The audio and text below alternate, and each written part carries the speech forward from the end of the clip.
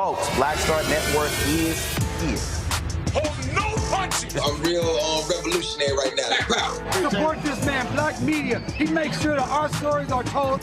Thank you for being the voice of Black America, Roland. Stay black. I love y'all. All momentum we have now, we have to keep this going. The video looks phenomenal. See, this difference between Black Star Network and Black-owned media and something like CNN. You can't be Black-owned media and be scared. It's time to be smart. Bring your eyeballs home. You dig?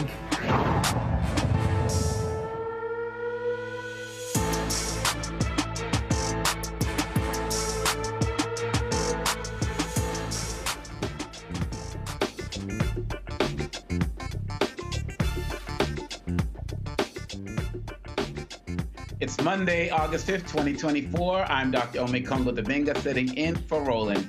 Here's what's coming up on Roland Martin Unfiltered, streaming live on the Black Star Network. Nebraska's Attorney General and Secretary of State are attempting to nullify two laws enacted by the legislature that restored voting rights to people who have completed their sentences. We'll discuss the case with the Sentencing Project's Senior Director of Advocacy. Black farmers get a monumental victory as they begin receiving payments from the $2.2 billion Discrimination Financial Assistance Program. A Black activist in Nevada gets pummeled with racist threats by white people as he is trying to get a petition signed. We'll show you what happened and hear him explain how it began. 10 years ago, Flint, Michigan got sick from its drinking water and the cover-up began. Tonight, we talk to a writer who's been covering the crisis since it began, reflecting on the government failures that created the issue. We'll show you Roland's conversation he had with civil rights attorney Ben Crump at this year's National Urban League Convention about the upcoming 10th anniversary of Michael Brown's death. And do you know what today is? It's our anniversary. Last year on this day, the infamous Montgomery Riverfront Brawl took place. Today, we'll look back at how the event unfolded, creating an unofficial holiday. It's time to bring the funk on Roland Martin Unfiltered, streaming live on the Black Star Network. Let's go. He's got it. Whatever the miss, he's on it. Whatever it is, he's got the scoop, the fact, the find. And when it breaks, he's right on time and it's rolling. Best believe he's knowing. Putting it down from sports to news to politics. With entertainment just for kicks, he's rolling. It's on go, roll, roll, y'all. It's Roland Martin, yeah. Rolling with Roland now. He's funky, he's fresh, he's real, the best, you know he's Roland Martin.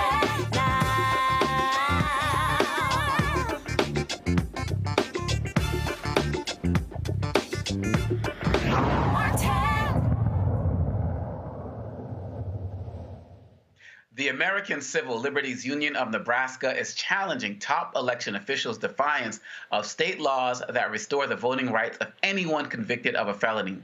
The ACLU filed the lawsuit on behalf of 3 Nebraska residents who would be denied the right to vote under a directive from Secretary of State Bob Evnen, who recently ordered county election officials not to allow those with felony convictions to register to vote in November's presidential election. Nicole Porter, the Senior Director of Advocacy at the Sentencing Project, joins us now with details about this lawsuit. Nicole, thank you so much for joining us. Having me. Absolutely. It seems every week we're having, and sometimes multiple days within the week, we're having conversations about voter suppression efforts. And one of the things I was concerned about when Vice President Harris got the nomination was that those on the Republican side were going to double down on their voter suppression efforts. And yet here we have another situation. Take us up to date on where this case is today. Yeah, so this is an outrageous example of voter suppression and how people with felony convictions are at specific risk of being charged under voter fraud and being subjected to these voter suppression rules. So the reality in Nebraska is that the legislature passed legislation earlier this year that ended a 2-year waiting period for people with felony convictions to have their voter eligibility restored after they completed their sentence. That followed a law change in 2005 that ended lifetime disenfranchisement in the state, which impacted some 57,000 people since 2005 through this year's change.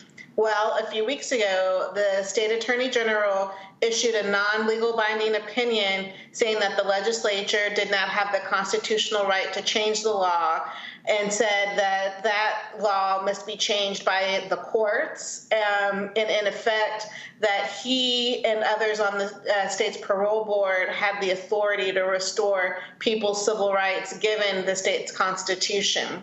Well, the Secretary of State, who's also on the pardon board, agreed to implement the Attorney General's non-legal binding opinion by issuing that directive to local election officials to not register people with felony convictions to vote. Because of that, because of the state Secretary of State's unwillingness to comply with the law that was changed earlier this year, the ACLU of Nebraska filed a lawsuit last week to compel the Secretary of State to do his job, a mandamus lawsuit. That lawsuit is with the state Supreme Court to expedite the issue given the window of time we're in and the fact that the general election is quickly approaching, and the fact that that Attorney General opinion and the Secretary of State's directive was issued 2 days before the law was to go into effect, impacting this window of time to bring thousands of Nebraskans onto the voter rolls given this change in law, and now has created chaos and confusion for people impacted by the law in the state, not just for the people who would be impacted with this recent law change, but for people impacted going back to 2005 with the law change that ended lifetime disenfranchisement in the state. It's an outrageous power grab by the Attorney General and the Secretary of State, two individuals who are a part of a voter suppressive strategy to undermine and weaken the electorate in the state. Now, my assumption is going to be that the Attorney General was there through much of this time before this, trying to work to change these laws. Do you think that it was strategically timed that they would challenge it at this particular time so as to make it so confusing so that this could not be resolved before the election? Because it seems like this is something they could have done months ago, if not a year or two ago, or even right after they implemented this change in the first place. Well, this legislation has been introduced year after year, dating back to as far as 2015. The Sentencing Project has been a national partner to state groups in Nebraska to change the law since then. But I think what's really outrageous regarding this is that not only is the Attorney General trying to undermine the law that went into effect in 24, but going back to 2005, so that's some 19 years ago, and didn't address at the time the fact that there was any constitutional challenge to the law that's been in effect for nearly 20 years. It's clear that the politics around supporting rights restoration have changed. There have been bipartisan support for these efforts in a number of states. The era of reform got kicked off in Texas with the Republican governor in the late 90s, and the fact that we're in this era of voter suppression, where in states like Florida, Tennessee, and Texas, lawmakers have used voter fraud offenses to target people with felony convictions as a pretext for claiming that there's voter fraud happening, and that this is an example of expanding on that strategy, building on that voter suppressive strategy, just really reminds us how at risk, particularly people with felony convictions who are disproportionately Black and brown, are impacted by these voter suppressive efforts. Now, you brought up Florida, and that kind of leads to my next question. What are we going to be looking at? Are we going to be looking at things similar to what Ron DeSantis did, where people who have any types of convictions risk being arrested even if they were told to do the right thing? Are we looking at potential situations where people are going to be made an example of in terms of some police rolling up on their door with the video cameras running to try to intimidate others from trying to do the same? Is this what is possible given what's happened right now? It's a very concerning time in Nebraska and in other places where there's essentially a hostile environment for democracy, for voting. And yes, in Nebraska, advocates, not just individuals, who may be impacted by the law change and the current direction of the Secretary of State to not register people, not make people eligible with felony convictions to be able to vote, but also organizations, civil society organizations, civic organizations who might be doing that voter registration are also potentially at risk of criminalization given voter suppressive laws that have been adopted in Nebraska. And this is true in other states as well, where there's been a criminalization around voter registration. People should look closely at what the laws are in their state. Engage voter legal advocacy organizations to confirm what the laws are. But yes, this is a concern in Nebraska, just like it was in Florida leading up to the 2022 midterm elections, and just like other aspects of voting and voter registration have been criminalized in states like Georgia and Tennessee. Can you talk a little bit about some of the confusion you talk about, their ways that they're trying to change this policy would cause? Like, what are you hearing from people who are part of your community who are dealing with this particular situation? So give us some real life examples of what this confusion looks like. So, a lot of people say, oh, please, people are just talking. Nothing's really going to change on the ground. But through the Sentencing Project and the work that you're doing, what are you seeing and hearing? No, it absolutely is resulting in confusion and anecdotal reports from people who are directly impacted, people living with felony convictions who wonder about their voter eligibility, or people who are directly impacted doing reentry services for similar residents with felony conviction histories, have questions about eligibility in Nebraska and in other states. I think one thing that's different about today, that is different even about 2000 or previous eras where we're talking about rights restoration for people with felony convictions, is that the news is nationalized. So the reports out of Florida in 2022 resulted not just in confusion in Florida, but resulted in confusion in states like Nebraska and Tennessee and North Carolina.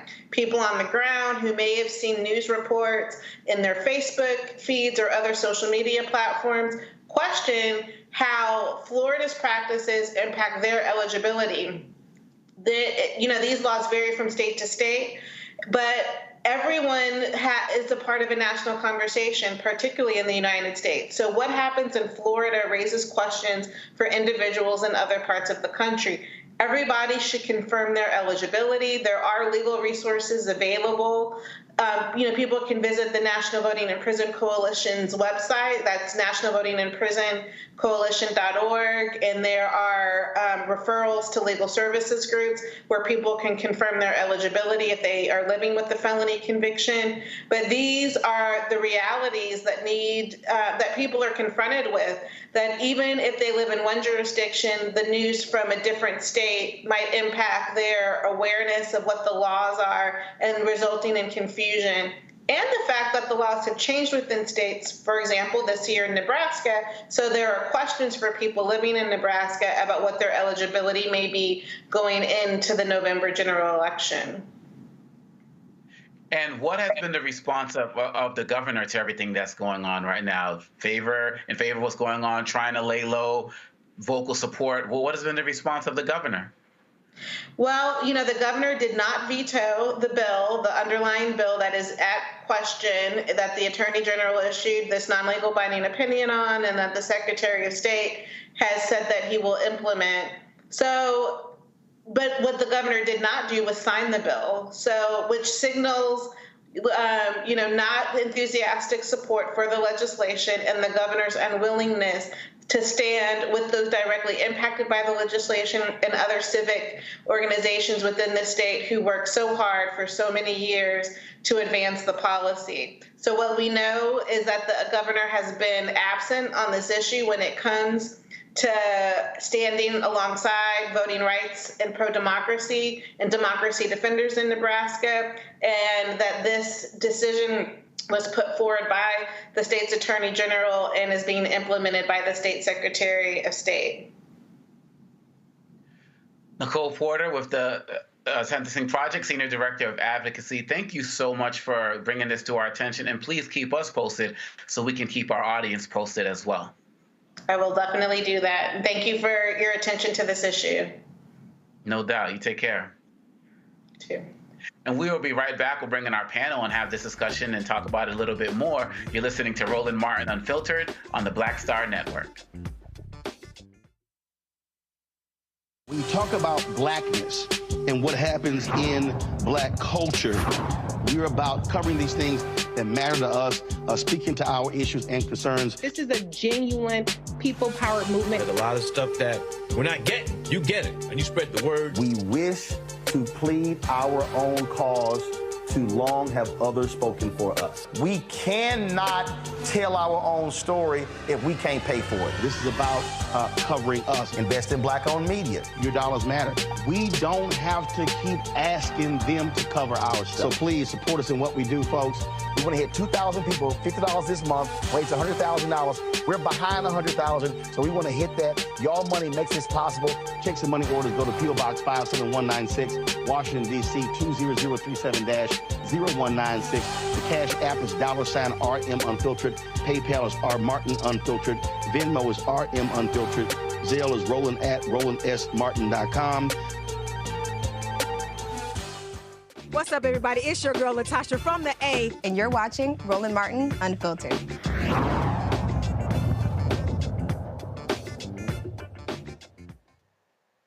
I want to bring in my panel right now, Dr. Julianne Malveaux, economist and author out of Washington, D.C., as well as Joy Cheney, founder of JOI Strategies, also out of D.C. Dr. Malveaux, I'm going to start with you. There's so many things I can ask you, but I'm just going to keep this simple. Here we go again. Here we go again. I don't know how. This is deliberate disenfranchisement. The state of Nebraska ought to be ashamed, but of course, you know, they're not, and that's not even the point.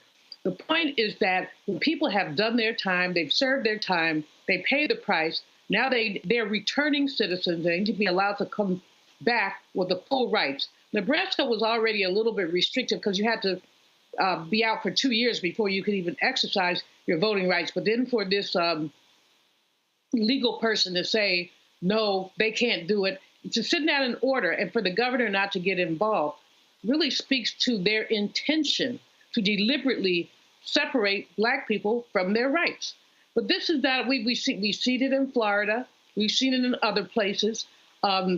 If you read, which I'm sure you have read at least part of it, the disgusting document that Project 2025, I mean, one of the things they talk about is taking away voting rights for people who've been convicted. I mean, that document is a disgusting piece of civil rights encroachment, from voting rights to human rights to health rights to anything else. But you see these states falling in line to say, we're going to deny people their votes. And there doesn't seem to be enough. I appreciate the young lady that you just spoke with, but there doesn't seem to be enough pushback to say that these people are absolutely have every right to this. So there is a piece of legislation to restore voting rights to returning citizens, but it's not going to get out of the Senate, not under the current circumstances. Republicans are ambivalent, if not negative about it, and all Democrats are not enthusiastic. So we really do have to look at the John Lewis Voting Rights Act, and we have to look at other ways that these people who have served their time, have the opportunity to exercise their franchise.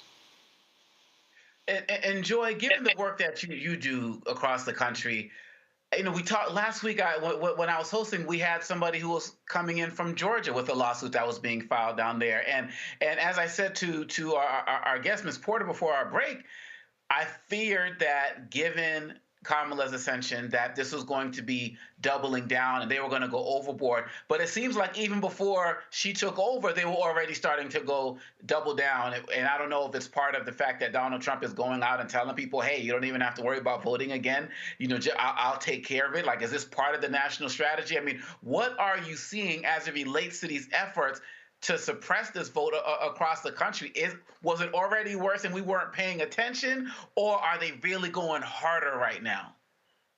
Well, I mean, there's no doubt they're going harder right now, but they've been going hard ever since we saw Joe Biden and Kamala Harris win in 2020, and they've been going hard ever since we saw Barack Obama win in 2008 and 2012. They're seeing a growing population of Americans who are not white Americans who they are concerned about. And as we vote more, and as they decide that they're walking away from a whole swath of voters who are people of color, which is bizarre to anyone who can do the math, they're getting panicked. And as part of their strategy for winning, and let me be clear what we're saying when we say they, Republicans. Part of the RNC, part of the Republican, part of the conservative strategy for winning is to suppress the votes of people who are non-white. That's part of their strategy. It has been for some time now. And so long ago, when we thought they were trying to bring in people of color to their party, which of course would be the smart thing to do, they have separated from that. And they have said, if we can't beat them, we'll just suppress their right to vote. That's where we are. You know, the felon disenfranchisement is part of that. There had been a surge of people who, for often religious reasons, were saying, how do you say we believe in second chances and redemption? When people serve their time, you ought to allow them to reenter society. And also, we know that reentering society and getting the benefits of society is one of the things that reduces recidivism.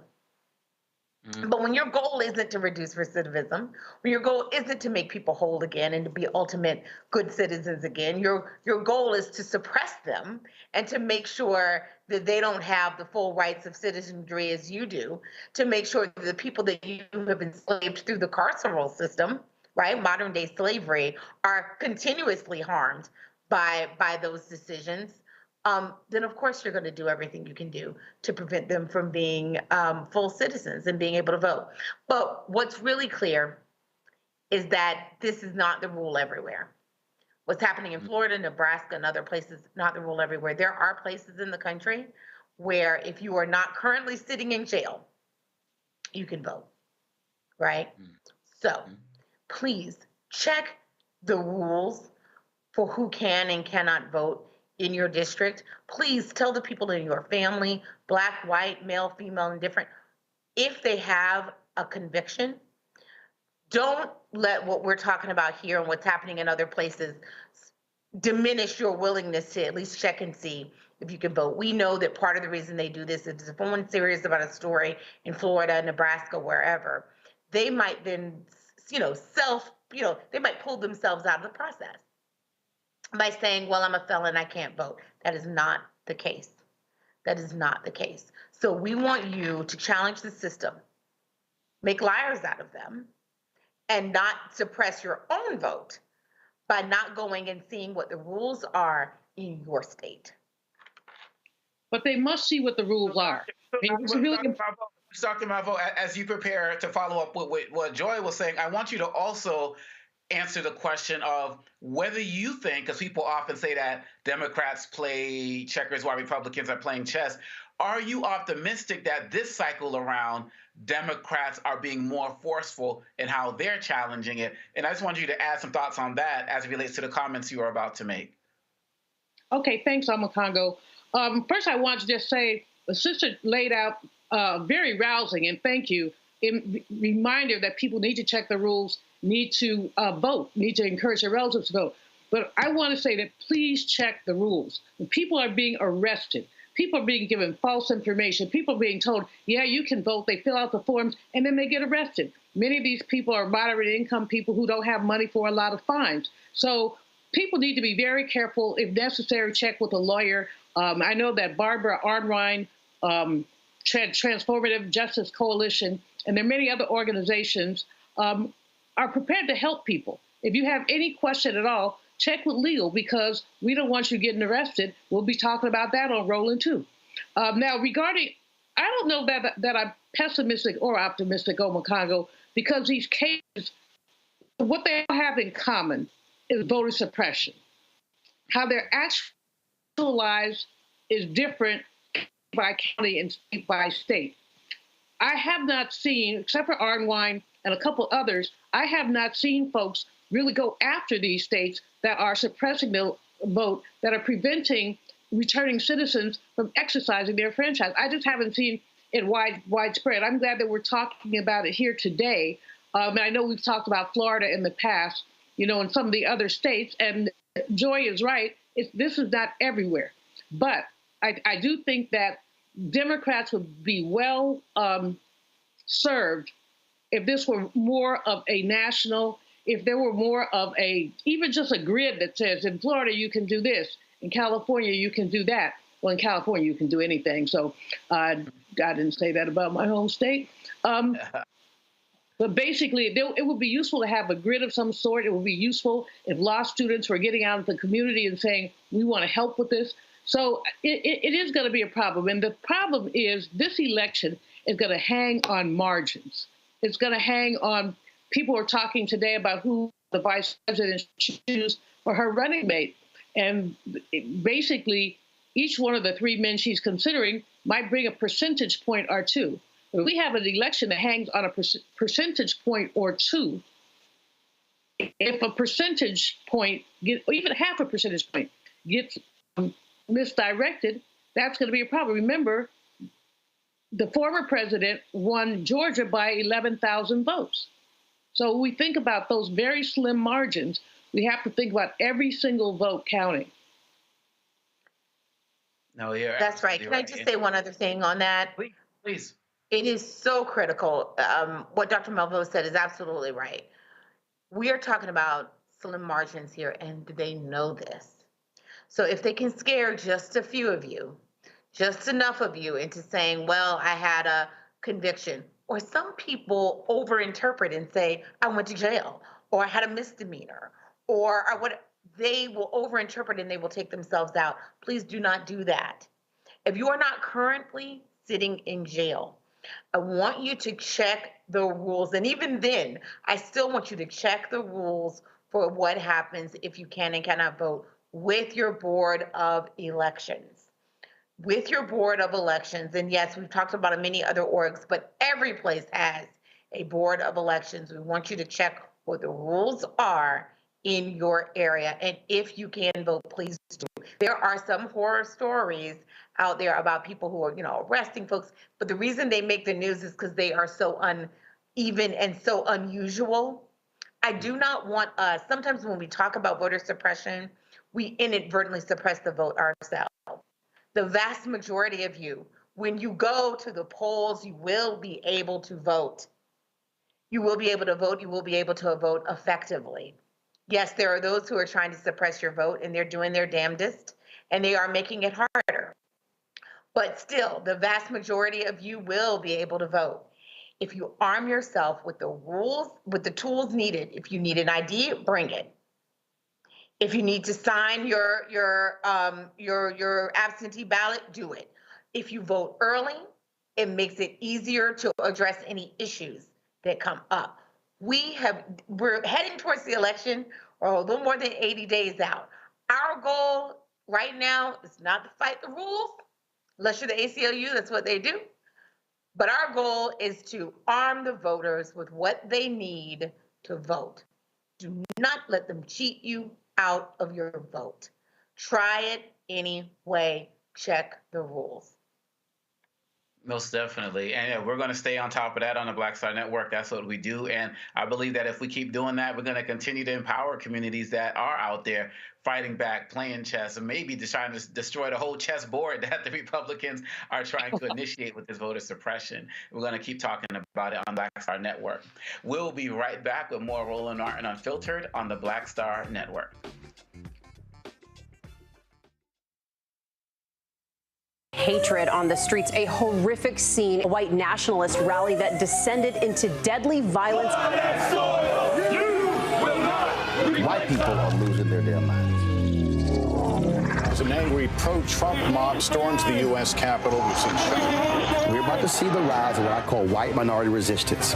We have seen white folks in this country who simply cannot tolerate black folks voting. I think what we're seeing is the inevitable result of violent denial. This is part of American history. Every time that people of color have made progress, whether real or symbolic, there has been what Carol Anderson at Emory University calls white rage as a backlash. This is the rise of the Proud Boys and the Boogaloo Boys. America, there's going to be more of this. Here's all the Proud Boys, guys. This country is getting increasingly racist in its behaviors and its attitudes because of the fear of white people. The fear that they're taking our jobs, they're taking our resources, they're taking our women. This is white fear.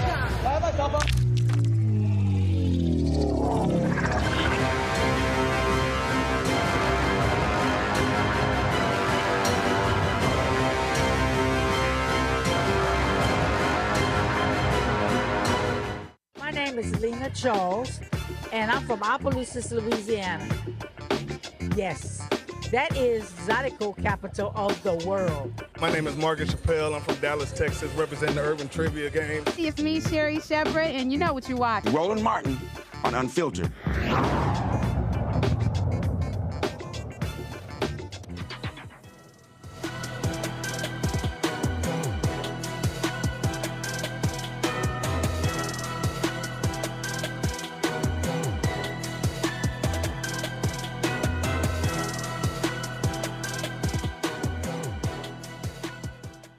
In 2014, the Flint, Michigan official 2014, when officials appointed by then Governor Rick Snyder switched water source to the Flint River to save money.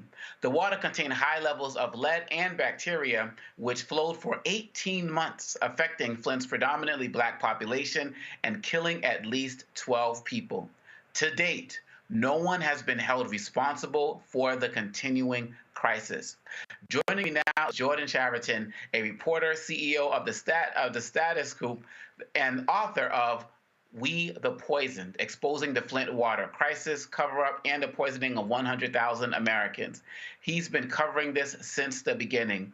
Thank you so much, Jordan, for joining us. And there are so many questions I want to ask you, but I just want to start with where are we today in 2024, 10 years later? We are unfortunately not too much different from where we are 10 years ago.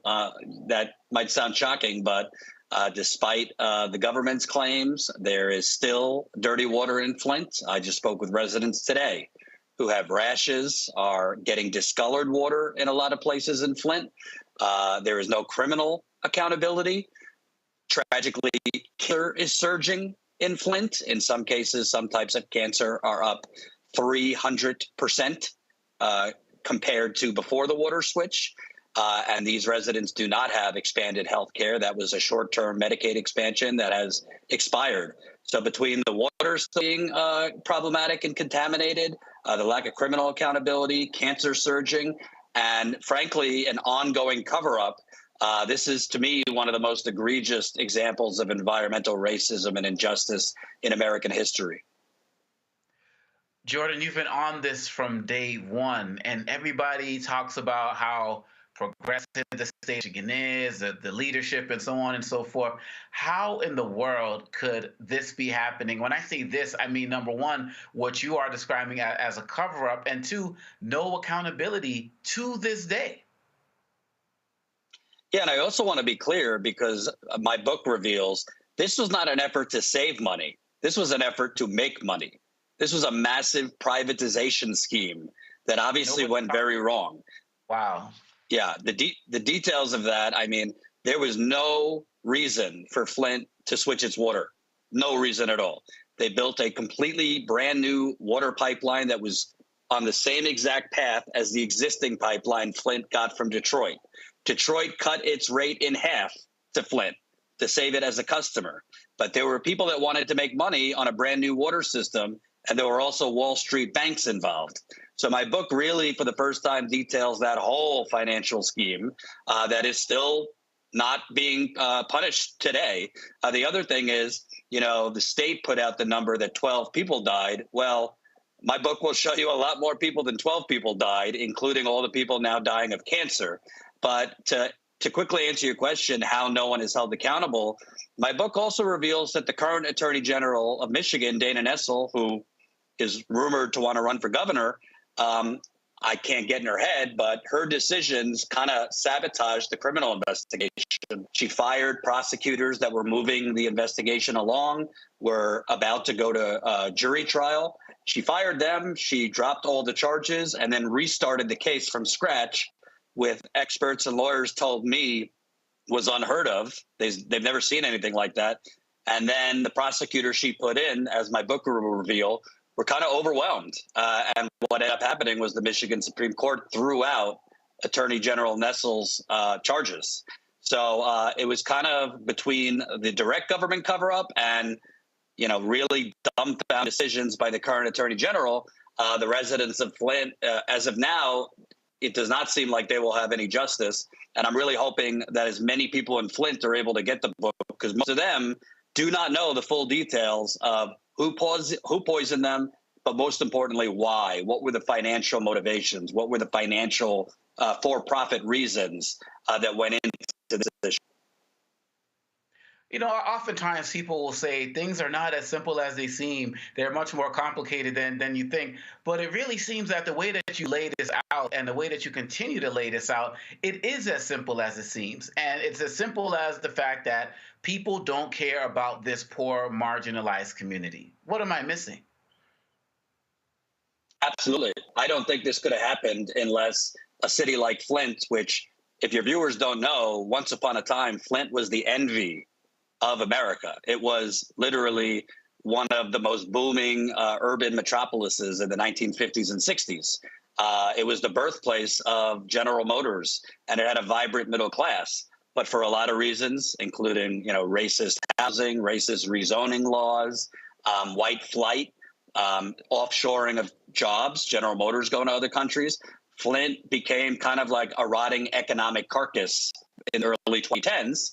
And there you had a Republican governor who literally was running government like a business. And what did he do? He declared a financial emergency and literally elected unelected emergency managers. There's a lot of focus on right now saving democracy. Well, Flint's democracy was stolen.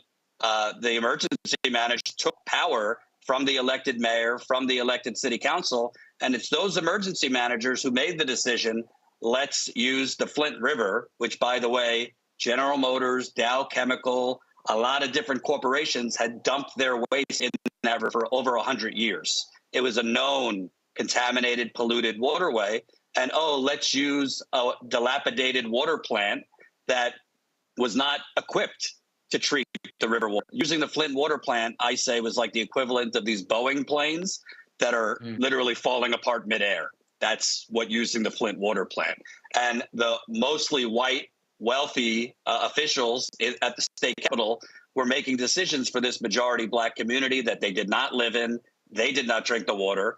And I don't think they would have been as reckless or as carefree making those decisions if it was in Ann Arbor, predominantly white, 1 hour down the street, or name your wealthier white town. So this was about race. It was about class. And as residents have told me, they were treated as guinea pigs. And my book will reveal, I do not say this lightly, I believe the biggest government cover-up of the 21st century. It involves the federal government, the state government, local government, and Wall Street. And, no disrespect to those who think Watergate was big. Nobody died from Watergate. People are still dying from this. So I really hope, it's hard in today's media world to remember the crises that happened yesterday, much less 10 years ago. But to be clear, an American city was poisoned, the government covered it up, and they've left them to slowly die. Questions from the panel? Joy, I'll start with you. I'm not sure if you said Joy, it cut out, but I'm going to go ahead and start anyway. Yes, Let me just say, I'm so glad to be on with you. So this is the 35th, if I'm not mistaken, anniversary of Michael Moore's Roger and Me. which was a documentary, if your viewers have not seen it, on Flint, Michigan, and what happened. You alluded to it before, the siphoning off of jobs when the GM motor plant closed.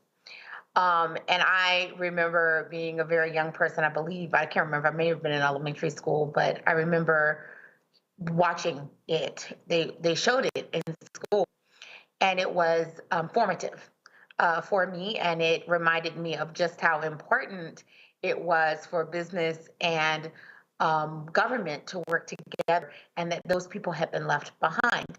So imagine, our devastation and their devastation to see that even after all of that attention, they were being left behind again with this Flint water crisis. And it's not just them.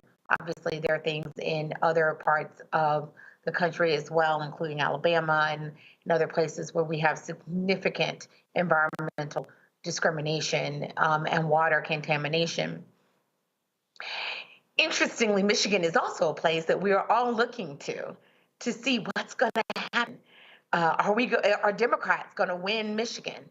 And there's so much focus on what this Biden, Harris, et cetera, and who and what's happening in Israel and Gaza with the Muslim population there. But what we forget is there are many people who live in Flint, Michigan right now who couldn't possibly be excited about voting and couldn't possibly be excited about government. They should be, because hopefully that's what will make a change. But they have Democrats who are actually in leadership in Michigan. And yet, as our guest said, it's still not been resolved. What do we know, if anything, are the campaigns saying about this crisis, including the new Harris campaign? Zero. Nothing. Most of the Democratic Party, whether it was under the administration, the Biden administration, now the Harris campaign, have kind of pushed this narrative, pushing the government's line that water levels are back to normal in Flint, and that now it's about restorative justice. As my book reveals, the water testing was significantly manipulated. The water is not back to normal in Flint. And frankly, residents need universal health care in Flint. If your audience doesn't know, in the case of Libby, Montana, they had an asbestos disaster back in, I believe, the 2000s. A lot of people died. And during the Obamacare fight, their Senator Malkus said, I'll give you my vote to President Obama if you give my people free health care for the rest of their lives. And they got it. Well, Libby, Montana is about 96% white. The people of Flint begging for universal health care, free health care, and they don't have it. The Democratic Party and Vice President Harris can be pledging to provide them free health care. And also, the overwhelming majority of pipes in Flint have not been replaced, the water pipes. They've only addressed the pipes that go from the curb into your home. Well, the toxic water did not magically skip over the main pipes that run underneath the street or the interior pipes in your home. So residents still have damaged pipes in their homes, and the pipes are bursting. The main pipes are bursting all the time in Flint. So the campaigns, I mean, we know the Republicans aren't saying anything, but the Democratic campaigns of many years have not said anything. And the White House of many several Democratic presidents have basically done very little. I mean, they tried to push the messaging during the infrastructure deal. They replaced lead service lines and kind of alluded to Flint. Well, it's been 10 years and they haven't replaced the lead service lines. And they also haven't replaced the interior pipes. In my book, I tell an account from former Flint Mayor Karen Weaver. She asked current Democratic Governor Gretchen Whitmer for funding, for help to replace Flint residents' plumbing inside their homes. And Governor Whitmer, this is according to former Mayor Weaver, told her the state legislature has Flint fatigue and I can't get any more money. So the bottom line is this is still a disaster. It's not a crisis from the past. That's a narrative that's been put out there. But 10 years later, residents are still getting rashes. There are residents still losing hair. There are residents still getting smelly water and discolored water. And also the infrastructure in Flint, the water pipes, they were built for a city when it had 200,000 residents. Flint has 80,000 residents now. There's sections of Flint where there's a lot of abandoned homes where the water is not being used. That leads to stagnant water, which then leads to bacteria, not just in Flint, many other cities. So there's a lot of problems, and I've just been trying to keep this and keep attention on this because we can't normalize any city, black, white, doesn't matter, especially black, cannot normalize people being harmed by their government and then it kind of being swept under the rug. Dr. Malveaux, your question. First of all, I want to thank you for your resilience and your persistence in following this story. I know Mayor Weaver personally. She's a dear friend, and I'm frustrated because I'm surprised to learn that Gretchen Whitmer, who wants to put herself out there as some kind of champion of the people, would say people are flinted out. I mean, how do you get flinted out when people are dead? And for it's been a decade. There's been no justice. And the word, you said something a bit back, which Omakonga knows this is one of my favorite words, predatory capitalism. Yes. The reason that Flint got exploited was because people found a way to make money from their misery. They didn't need the new water lines. They just wanted them because then they could make more money. Detroit gave Flint a break on their water prices, but the new authority, I understand, and I haven't finished your book, but did not give them such a break. So somebody's making money. So the dots need to be connected, and basically the lowlifes, and I use that word advisedly, need to be exposed for what they did to the people of Flint.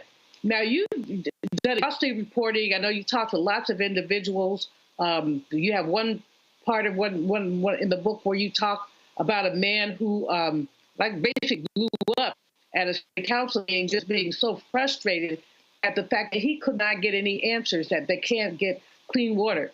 In your reporting, is there any recourse? Is there anything? Is this just so like we say, oh, well? I mean, you're right, the Biden-Harris administration, or now the upcoming Harris administration, could do something. But, in my mind, and you correct me if I'm wrong, President Biden could sign an executive order tomorrow and bring universal health care to the people of Flint. He could do that.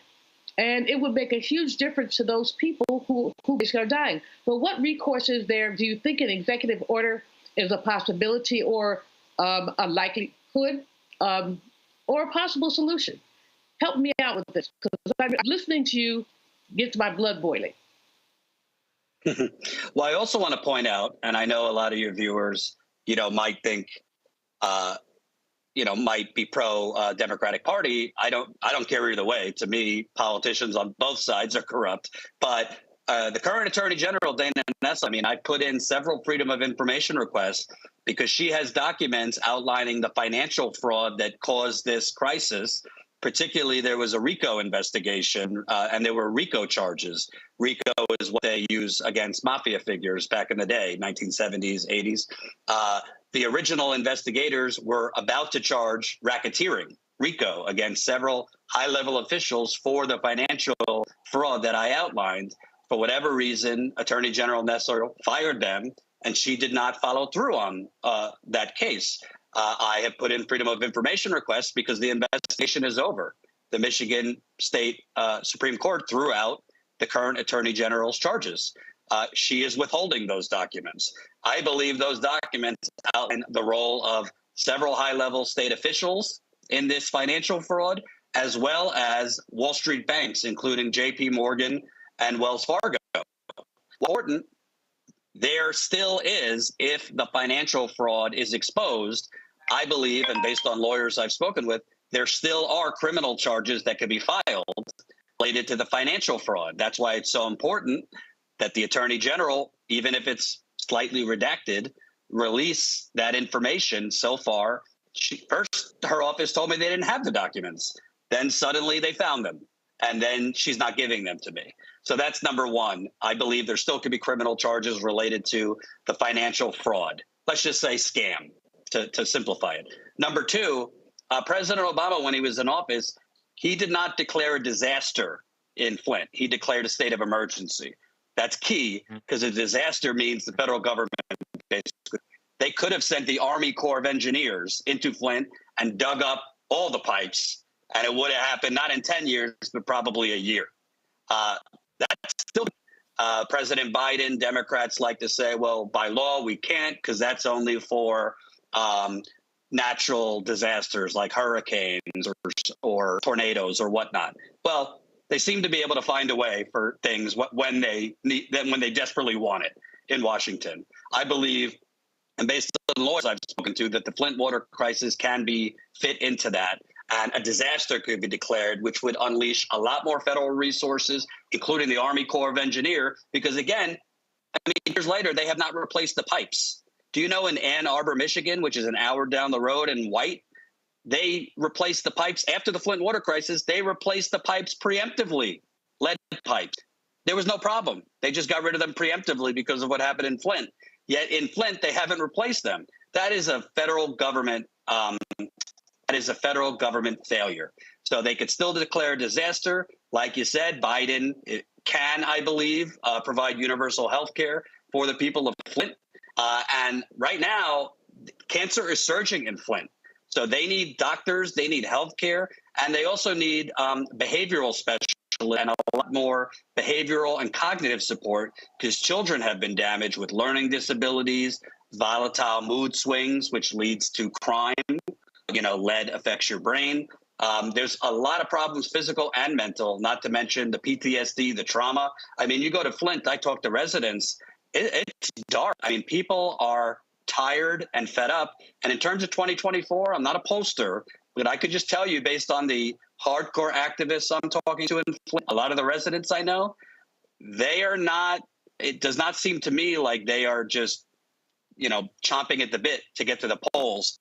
Even Harris. And we know how tight it is in Michigan. So if you get a lower turnout in Flint or Detroit, I mean, that could cost the Democrats the election there. So I think that the federal government, whether it be nominee Harris or current President Biden, need to right the wrongs. And by the way, the federal EPA, both under Biden and before Biden under Trump, the federal EPA has not acknowledged guilt and has not settled the people of Flint.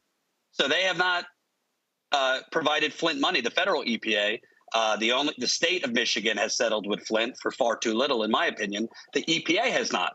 So that's another thing President Biden can do, to pledge to, first off, admit guilt and then settle. So there's a lot President Biden and now nominee Harris could do. Thank you much, Jordan. I really hope that people will check out your book, you know, We the Poison, Exposing the Flint Water Crisis Cover-Up and the Poisoning of 100,000 Americans. And I just want to thank you for your continued and tireless effort on behalf of the people of Flint and your work with the status quo to really call attention to this. And we're going to be here to help keep our people updated as well. So keep us posted on all of your efforts, too. Thank you so much for having me. I appreciate it. Oh, no doubt. No, take care. And you all, we're going to be right back with Roland Martin on the Roland Martin Unfiltered on the Black Star Network. And don't forget, we're going to be talking about that 1 year later, the Montgomery Riverfront Brawl. Stay tuned. We're going to be getting in on that as well. We'll be right back.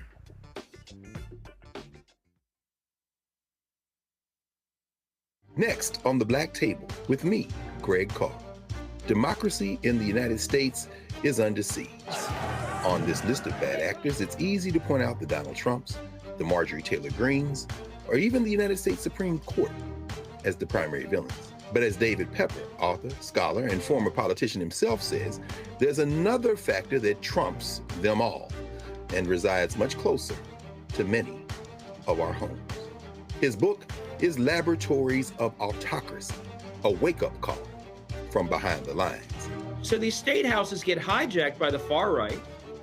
Then they gerrymander, they suppress the opposition, and that allows them to legislate in a way that doesn't reflect the people of that state. David Pepper joins us on the next Black Table, here on the Black Star Network. Fanbase is pioneering a new era of social media for the creator economy. This next generation social media app with over 600,000 users is raising $17 million, and now is your chance to invest. For details on how to invest, visit startengine.com/fanbase or scan the QR code. Another way we're giving you the freedom to be you without limits. Hi, everybody. I'm Kim Coles. Hey, I'm Donnie Simpson. Yo, it's your man Deion Cole from Blackish, and you watch Roland Martin, Unfiltered.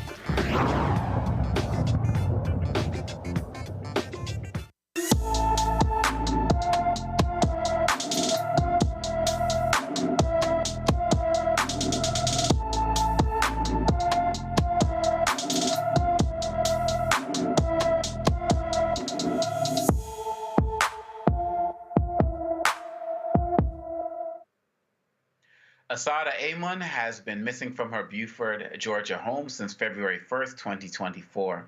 The 16-year-old is 5 feet 2 inches tall, weighs 115 pounds, with black hair and brown eyes. Anyone with information about Asada Amon should call Gwinnett County, Georgia Police Department at 770-513-5700. The Biden administration paid out more than $2 billion in direct payments for Black and other minority farmers discriminated against by the U.S. Department of Agriculture. According to the USDA, more than 23,000 farmers were approved for payments ranging from $10,000 to $500,000. Another 20,000 who planned to start a farm but did not receive a USDA loan received between $3,500 and $6,000. USDA Secretary Tom Vilsack told reporters that the aid is, quote, not compensation for anyone's loss or the pain endured, but it is an acknowledgement by the department. Unquote. That's a very interesting statement. The USDA has a long history of refusing to process loans from Black farmers, approving smaller loans compared to white farmers, and in some cases, foreclosing quicker than usual when Black farmers who obtained loans ran into problems. Most payments went to farmers in Mississippi and Alabama. Now, Dr. Malveaux, the economist, and we talk about this and these predatory economic practices, and I'm thinking of Farmer John, and I'm thinking of the late, great Joe Madison, who fought so much for this. How are you processing this? Some people saying too little, too late. Some people saying better late than never. Some people are saying that much more is owed. Give us your economist take on this. Well, number one, much more is owed. Much more is absolutely owed. It's always difficult to get the federal government to admit that they were wrong, as we just saw in the previous story about Flint. So good for them for doing it, but it is too little, too late. When he was Secretary of Agriculture before, Vilsack did not support these kind of payments, which he is now supporting, but it's not very much. When you're talking about you was trying to start a farm, you did everything. These loan applications sometimes over Congo are 40 pages long. So you jump through all the hoops, you do everything you're supposed to do, and they give you $6,000? Really? So there are economic ways that we can measure missed opportunity. There are ways that we can measure, but for their racism, this might have happened. We know that in terms of land, that we as a people have lost so much land. We have only 1% of the land that we had in, I think, 1910. Basically, they've been grabbing our land, and every time we try to do something, there's a door slammed in the face. So while I applaud, Brother John Boyd deserves every kudo that he can get. He's a hero. He is a hero. He's been very persistent about this. He's used his own resources. He won't let it go. He's like a tiger with a tail. He will not let it go. And we all appreciate that. But we know that there is no equity here. There's no justice. Even the people who got the $500,000, tell me, how long they waited for that. I found, actually, it's kind of funny.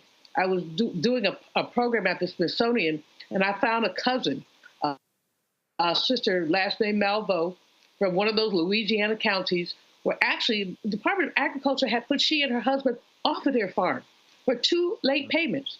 They sued, and they got something, but again, they didn't get nearly what they lost. She said that the size of their farm was reduced by like 60%. So they didn't get everything. They got put off. They sued to get it back, and they got it back, but not all of it. So, I mean, it's the way that Black people are treated in this country is shameful. And while everybody's celebrating, and I am too, the fact that we have a presumptive Black president, let's be clear. Structural racism is not going to go away. We have to keep fighting. We have to put these folks on blast. And so, as I said, all 3 of the things you said at the beginning, not enough, too little, too late, about time. All of those things are true, but even more true is there is no economic justice. And that's what people are really looking for. We look at the wealth gap, Congo, and we think about how the wealth gap affects the way that people live, what you have less access to because of the wealth gap. When you think about that, then you understand the extent of the damage that's been done to our people. And 6,000 here, even 500,000 there is not enough to compensate for that. Absolutely. And Joy, real quick before we go to our break, something about this comment bothered me, that Tom Vilsack would say that the aid is not compensation for anyone's loss or the pain endured, but it is an acknowledgement by the department. Why is it so hard to acknowledge Black people's pain? Because they don't want people saying they're giving out reparations. They don't want, and their lawyers review that. It's BS. Excuse me, I don't want to offend anybody. It's offensive. And Dr. Mavo, you know, that's, go ahead, keep going. You know. I wrote the bar to be unfiltered, sister. It's bullshit, okay? And we know that. And so we have to be really clear. No matter who is in the White House, we have to be 100% clear-eyed that we will be looking for results for our votes. If we're voting for you, we don't want to get to the end of 4 years and still have a Flint water crisis. We don't want to get to the end of 4 years and have to play around the edges around acknowledging the pain of Black farmers and dealing with other economic matters. We need results. And frankly, kudos to the Biden administration for getting here, because we didn't know. I mean, this is a long story, right? That really has spanned almost the full 4 years. So we didn't know where we would be. So we're glad to be here. Thank you for what you've done, but it's not enough. We thank you. It's not enough. And frankly, it's deserved because Black people have been voting and have been investing in the Democratic Party. Of course, this should have been the party that should have made sure that we got some recourse and some reparation or some payment for Black farmers. But $2 billion is just simply a drop in the bucket to what is lost. And that is also, I know we're going to break, why we have to talk about history in this country, why the 1619 Project. I remember being a Senate Chief of Staff, and I was listening to the last episode of the 1619 Project as I was driving to work one morning. And by the time I got to work, I was just crying profusely. Yeah. I could not, I didn't fully understand the history. And I consider myself to be an educated person. We must tell our history so that people understand, because once you know what happened to Black farmers, it's very hard to unknow it. No, yeah. It's very hard to unknow it.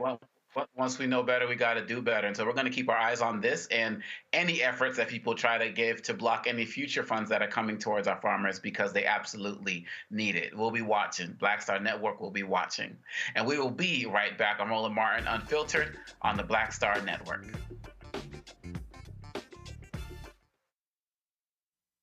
Good job, good pay, good life. Would you be willing to walk away from it to achieve real wealth? Well, that's exactly what this woman did, and boy, did it pay off. Once you make the decision that this is the direction that you're going to go in, I do believe that there's power in having a decided heart. Hear her story on The Next Get Wealthy with me, Deborah Owens, America's Wealth Coach, on Black Star Network. Hello, I'm Jamia Pugh. I am from Coatesville, Pennsylvania, just an hour right outside of Philadelphia. My name is Jasmine Pugh. I'm also from Coatesville, Pennsylvania. You are watching Roland Martin Unfiltered. Stay right here.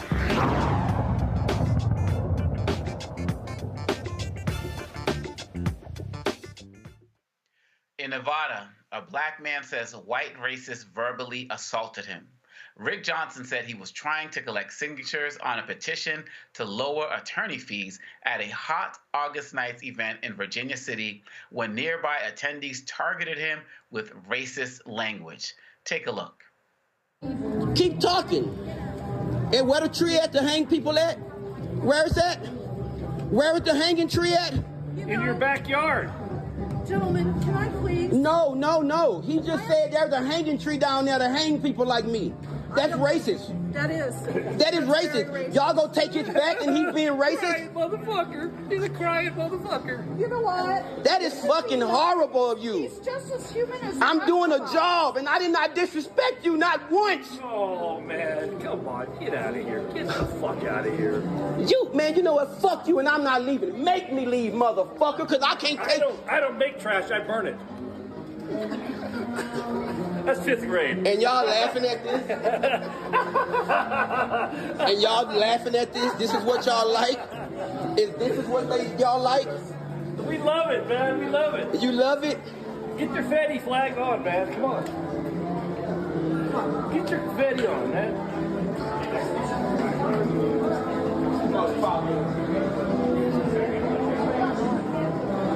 And all of y'all accepting this shit.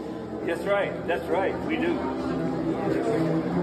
Hey, man, I'm having a great day. I'm having a great day. I love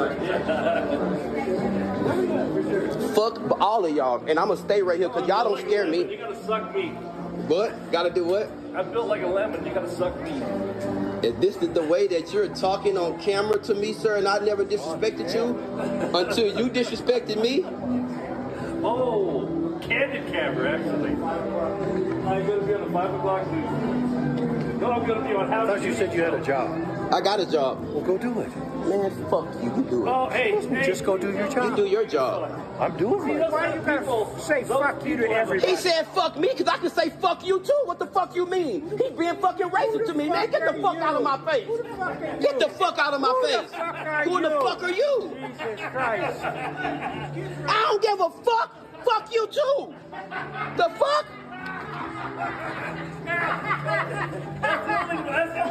That's the only relation. How you doing? He seems to know. Are you along with them? Yes, he is. Okay, but why is he being fucking racist to me, talking about there's a fucking hanging tree down there? Are you along with that? Are you down with that as well, like him? So, he's my dad, first off. Don't fucking touch me. Don't touch me. I'm not on your property. Don't touch me. Don't fucking touch me. Don't fucking touch me. Do y'all see this shit? I'm not saying nothing. I'm telling you to get off my property. Fuck you. Now what? Let's do it. Come on, let's go. Slap me, hit me. I want you to. I want you to hit me. I love you. You're my brother. No, I'm not your brother. Don't touch me. This is fucking racist to the most. You're my brother. You're wrong. You're my brother. You're wrong. You get out of my face. Do you understand what that means? Do you know where you are? Do you know the history of the town? I don't give a fuck. I'm not doing anything to anybody. Y'all gonna kill me? Kill me. Kill me. Do it. You're my brother. Do y'all see? Don't touch me. I love you, baby. Are y'all gonna allow this shit to happen? This racist stuff? Come on, calm down. No, don't touch me. Don't touch me. Baby, why are you so upset? Don't touch me. Why are you touching me, ma'am? Okay, come on. This is crazy. Calm down. You're causing a big old fuss. Because I didn't do anything to anyone. Honey, I know, honey. Jesus loves you. It's okay. Do y'all see this at the most? Jesus loves him. You just don't get it right now. Calm down. Can you let me go if I can leave, please, ma'am? But you're steady touching me. Honey, I love you, baby. You're steady touching me, ma'am. This is assault. Do you have a mama? This is an assault. Do you have a mama? Do you have a mama? Ma'am, can you leave me?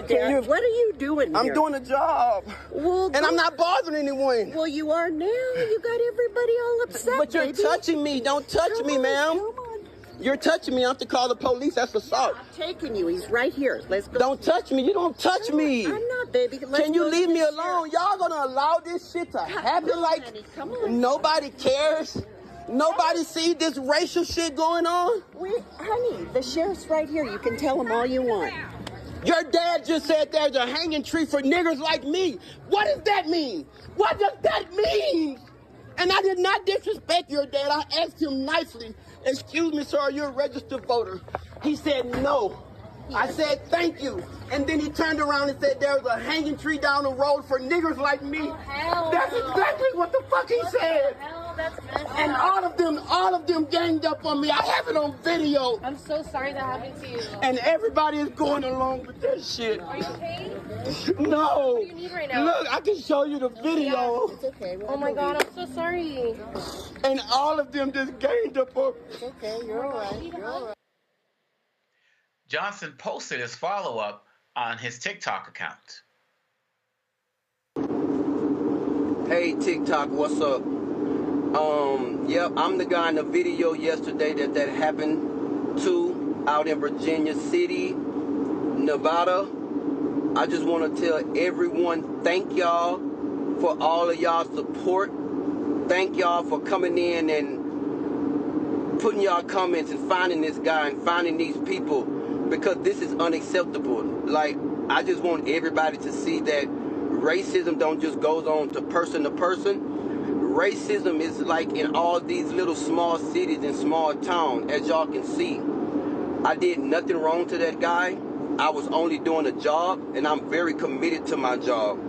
All I did was ask him would he sign my petition to lower the attorney fees that they have in the state of Nevada. And this guy just started going off and saying all these derogatory, rude, and nasty things. And then his family came outside, and then the chatting and all that in the background. That was very hurtful.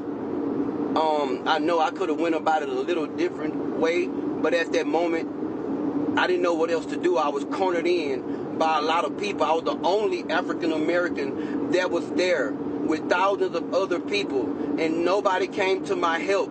But I do want to give a shout out to this lady named Tiana. She did come to my help. I want to give out a shout out to everybody on TikTok, Facebook, and Instagram that came to my help, that was there for me, sending me love. And I thank you guys for all the different messages. I got to go. I got to get back to work. But I will go live and go into more detail of what happened, so you guys can know the more detail of everything.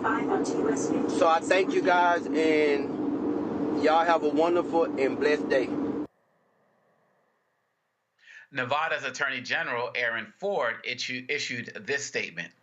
My office is aware of the hateful racist incident caught on camera in Virginia City, one of Nevada's most storied platforms. Individuals are shown verbally harassing a black man and apparently referenced a hanging tree during their aggressive interaction with him.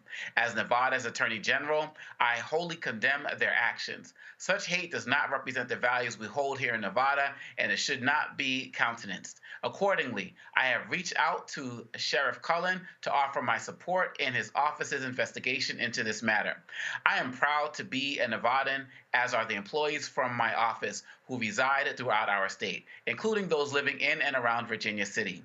Nevada is rich in diversity with people from different backgrounds, and I know us to be welcoming and kind. Many have already voiced their disgust in the actions that took place.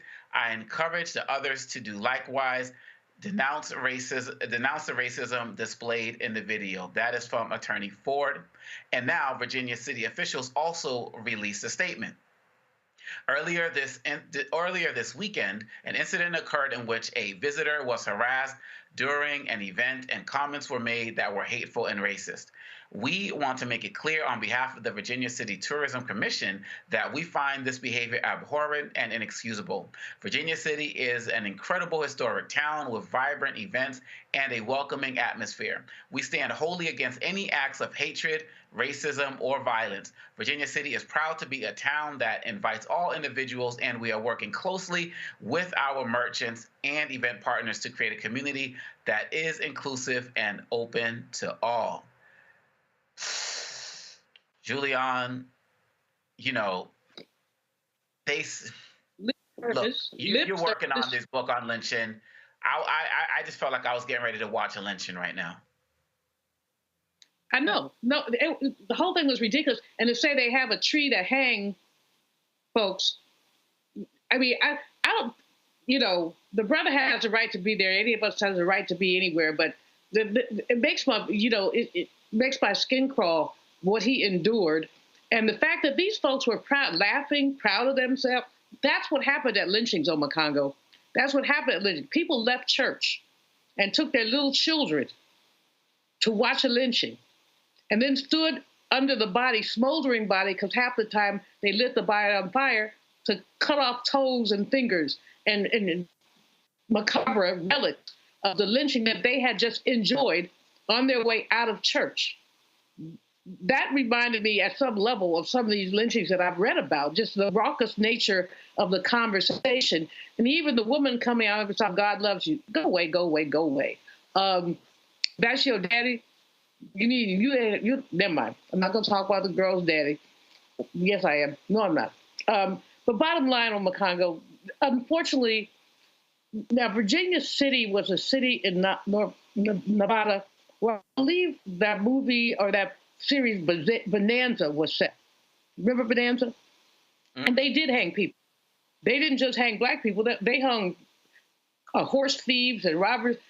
Lynching was a part of life. The fact is that most people lynched were black people. But if you found a cattle rustler, you might hang him too. So the fact that they had a hanging tree is not unsurprising. The fact that the hanging tree was mentioned in the same context as a racial slur. And then this man was hounded, people get in his face. I could see how he felt cornered. He was probably frightened for his life. But this is America, folks. This is America. And Joy, one thing I caught from there was, yes, those men were older, and people expect a lot of the racism from the older people. But one of the younger women said something to the effect of, "Do you know what town you're in?" Like, basically, exactly. In my opinion, you know what's about to go down. How did you see that, Joy? It's so funny. Like, I had many different emotions. First of all, I do not expect older people to be racist. I don't just expect that, and I certainly don't accept that. So we need to put him on blast, and we need to show his face. And anyone in his family who is not addressing his issues is a problem. 2, the woman who came out, I'm not sure if she was trying to protect him by saying, "Do you know where you are?" Or if she was trying to gaslight him. I'm thinking it was a little bit of both, which is disturbing. If she had a sense that, well, at least if I'm on camera, let me be seen as trying to placate the situation. But it wasn't placating the situation, because instead of focusing on him, she should have been focusing on the other people in her town. And I don't believe that ultimately she was trying to protect him. I think she was trying to protect them. Yeah. So but however you think it was a problem.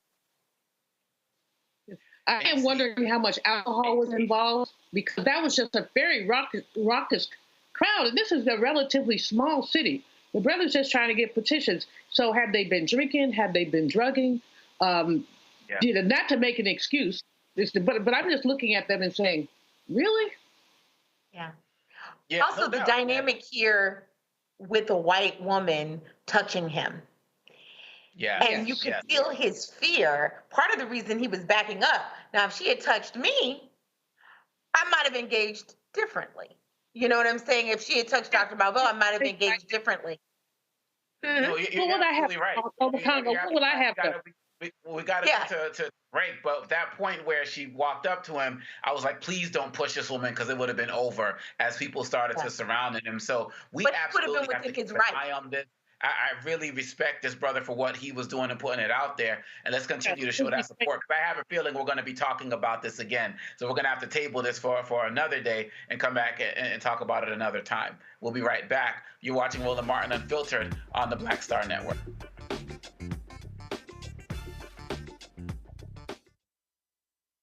On the next A Balanced Life with me, Dr. Jackie, think about for a moment some of those icky behaviors that you display every now and then. Are you a petty Betty or a crabby Kathy? Where do those less than attractive traits come from? We all have them. And more importantly, how do we get rid of them to make certain that they don't infect other people? Pettiness is something that we all carry. It's just make sure that you carry it well and you don't use it to intentionally hurt. On the next A Balanced Life with Dr. Jackie on Black Star Network. Hello, I'm Marissa Mitchell, a news anchor at Fox 5 DC. Hey, what's up? It's Sammy Roman, and you are watching Roland Martin Unfiltered.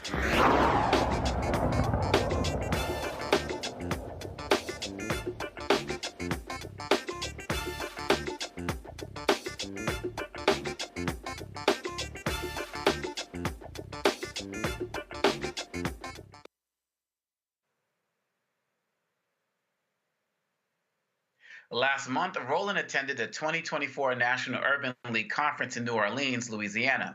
There, he caught up with civil rights attorney Ben Crump and had a discussion about the upcoming anniversary of Michael Brown's death and the impact of how he died and how it left an impression on the entire country. Next month will be the 10th anniversary of the death of Michael Brown. And that entire situation really in many ways changed America. Yeah. You know, Trayvon Martin had for the first time people talk about what black people have to endure on a regular basis. And it was the first time since Emmett Till that the tragic killing of a young black person had been catapulted to the top of national attention. You were there. You were one of the first interviews with Trayvon's parents. Absolutely. But it was when that outburst in Ferguson, when they burnt that city down and said, we're not going to take it anymore. Because right before that was Eric Garner and John Crawford. Yeah. Those two happened about like in the same window, but that totally changed everything. Yeah, and you know, the thing I remember most, Roland, about how it changed everything, those young people were so fearless. They were courageous. Roland, I remember they had a young kid who had his nose at the edge of the AK-47, the assault weapon of the National Guard, and they were fussing and cursing him out. I'm like, hey man, if his finger slip, you gone. And they was like, it don't matter. If we don't do this now, when these cameras go away, they gonna kill us anyway, so let's let them see what they doing to us when the cameras are here. And I had never saw anybody that convicted to say, we refuse to be silent anymore. And what I remember, the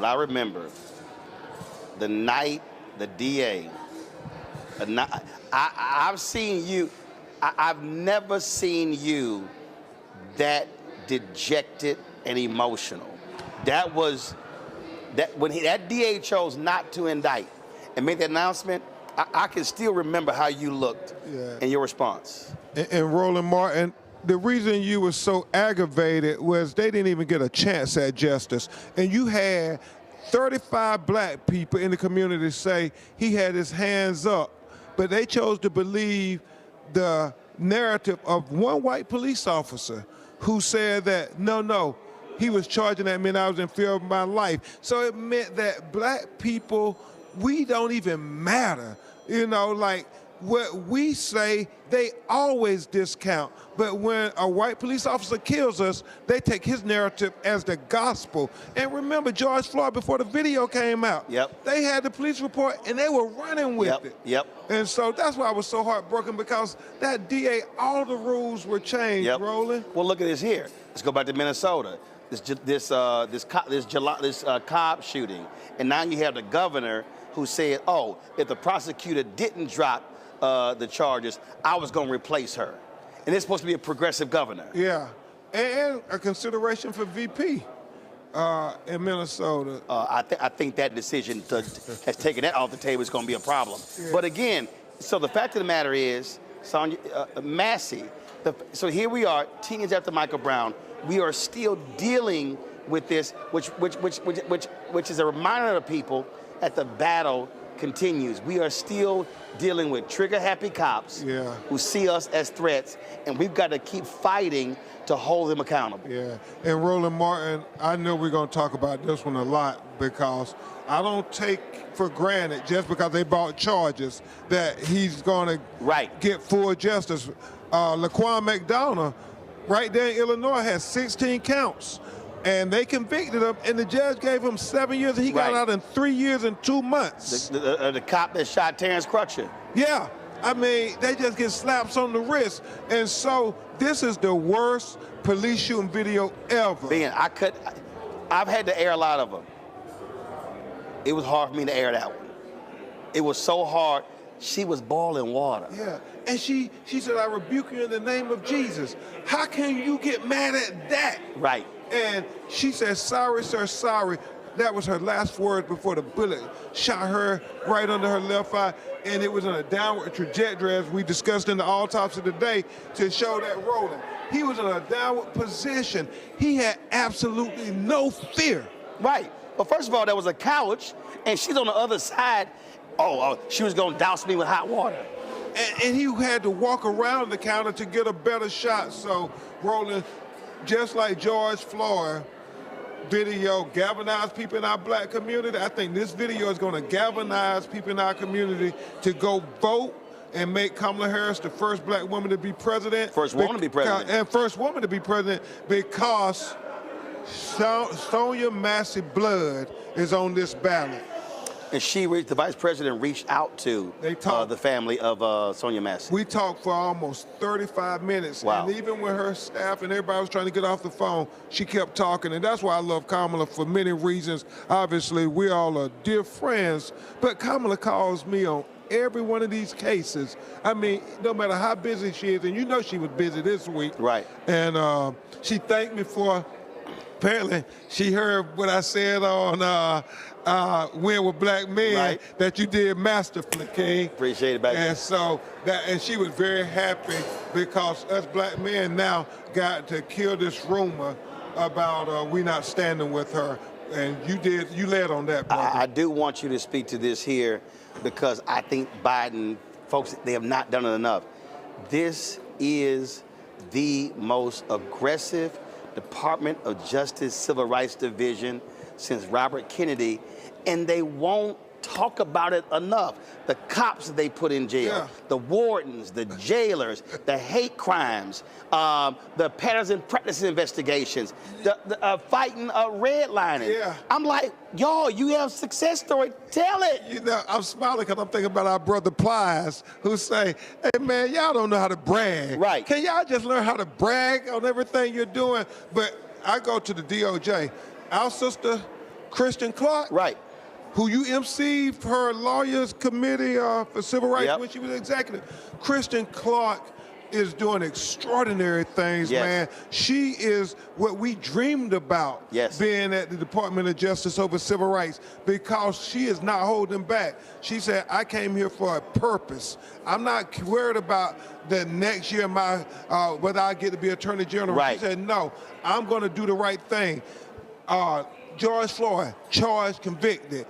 First time in Ahmaud Arbery, first time in Georgia history, charged, convicted. First time in the history, federal charges brought against a police officer for killing a black woman. Tyree Nichols, she brought charges. I mean, other than Robert Kennedy, she has done more than any other assistant attorney general. And if I had my way, Robert Kennedy was pushed to do it. She walked in. Man, call me on Sonia Massey. We don't have to call her. When she sees it, she wants to know whether any of these other complaints by black people. That's how focused she is on saying we're going to hold up civil rights for all Americans. So for all the people, Ben, who are upset that the George Floyd Justice Act was never passed, Tim Scott, I want people to understand, even though that did not get passed, that this DOJ has been putting in the work. Man, in a phenomenal way. They put in so many cases that you would never know about. Talking about environmental racism and environmental justice with our brother Donald Regan. She's working hand in hand with him. Michael Regan, right. Thank you. Talking about banking while black. Cases I fight every day. It's her Department of Justice who keep collecting the data, making them turn over the information, because you can't tell the federal government no, but when they get it, she doesn't keep it to herself, Roland. She puts it out in the public so we can use it for our litigation and say, hey, banks, we're not asking you to do anything special for black people, but just give us access to capital too. Right. Because like the Fearless Fund, y'all, economic freedom makes all the other freedoms that much more attainable. Yep. Education freedom, healthcare freedom. Once you got economic freedom, right, and you know, because you making money, Roland, you know how much it means when you got economic freedom, what you can do. Because, and I laugh, but I tell you this privately, owning your own black-owned network, Oh, that's economic freedom. You can have all kind of freedoms now. Right. Once you have that, Roland. Right. Absolutely. Well, I say debt is slavery without shackles. So when you don't have debt, you have economic freedom. You can say what needs to be said, and you're not worried about whether you're gonna eat. Amen. Ben Crump, Roland man, we Martin. appreciate. Hey, King. We've been on this Keep handling journey a business. long time. Let's go Indeed. make history with Kamala. Indeed. Hey, you know that was historic what you did with Win with Black Men. Well, it wasn't just me. It was Michael Blake, Khalil, Quentin, Bakari. Black men. Right, and man, it came together in 24 hours. I love it. Appreciate it, baby. All right, brother. You keep swinging. Roland Martin Unfiltered will be right back, right here on the Black Star Network. Coming soon to the Black Star Network. I still have my NFL contract in my house. I have it in a case. It's 4 of them, my 4-year contract. I got a $600,000 signing bonus. My base salary for that first year was $150,000. Matter of fact, $150,000. $150,000. That's what I made. $150,000. Now think about it. My signing bonus was a forgivable loan, supposedly. When I got traded to the Colts, they made me pay back my signing bonus to them. I had to give them their $600,000 back. Wow. Yeah, I was so pissed. Because, man, I try to be a man of my word. I'm like, you, I'll give you your money back. You know, even though I know I earned that money, I gave them their money back. I gave them their $600,000 back. But yet, I was this malcontent. I was a bad guy. I'm about the money. It wasn't about the money. It was about doing right. Because I looked at, because you look at contract. Look at John Elway. John Elway was making $1 million, $800,000. I was making $150,000. I mean, I was doing everything. And I'm like, but yet I got so many letters, you so I just play for free and all that kind of stuff. I mean, you don't forget that kind of stuff. Right. That stuff is hurtful.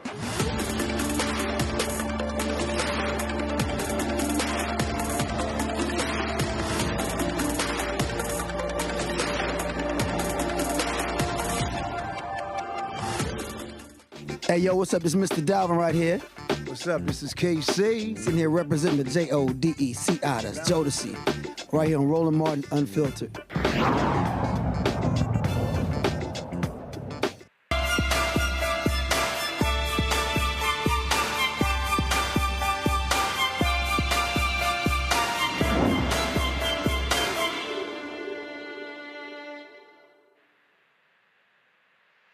Cancer disproportionately affects minority populations, leading to higher incidences and mortality rates. Mental health issues further compound this disparity. Approximately 20% of Black adults experience conditions such as anxiety and depression, which a cancer diagnosis can significantly worsen. So patients not only have to deal with the disease, but also the mental stresses that come with it. Dr. Wendy Garvin Mayo launched collaborative cancer care and mental health practice that supports cancer patients, survivors, and caregivers. And she joins us now. Dr. Mayo, thank you so much for being with us tonight. Thank you so much for having me. I'm excited to be here. No, absolutely.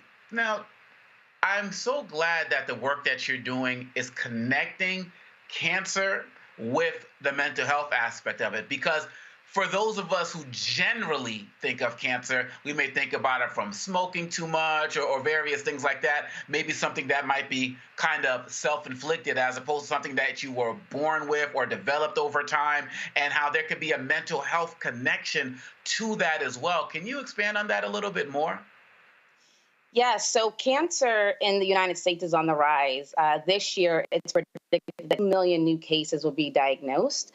And what's happening in the cancer space is that patients are being diagnosed, and we know that a cancer diagnosis shifts a patient's entire life, not only their family, their caregivers, their kids, their spouses.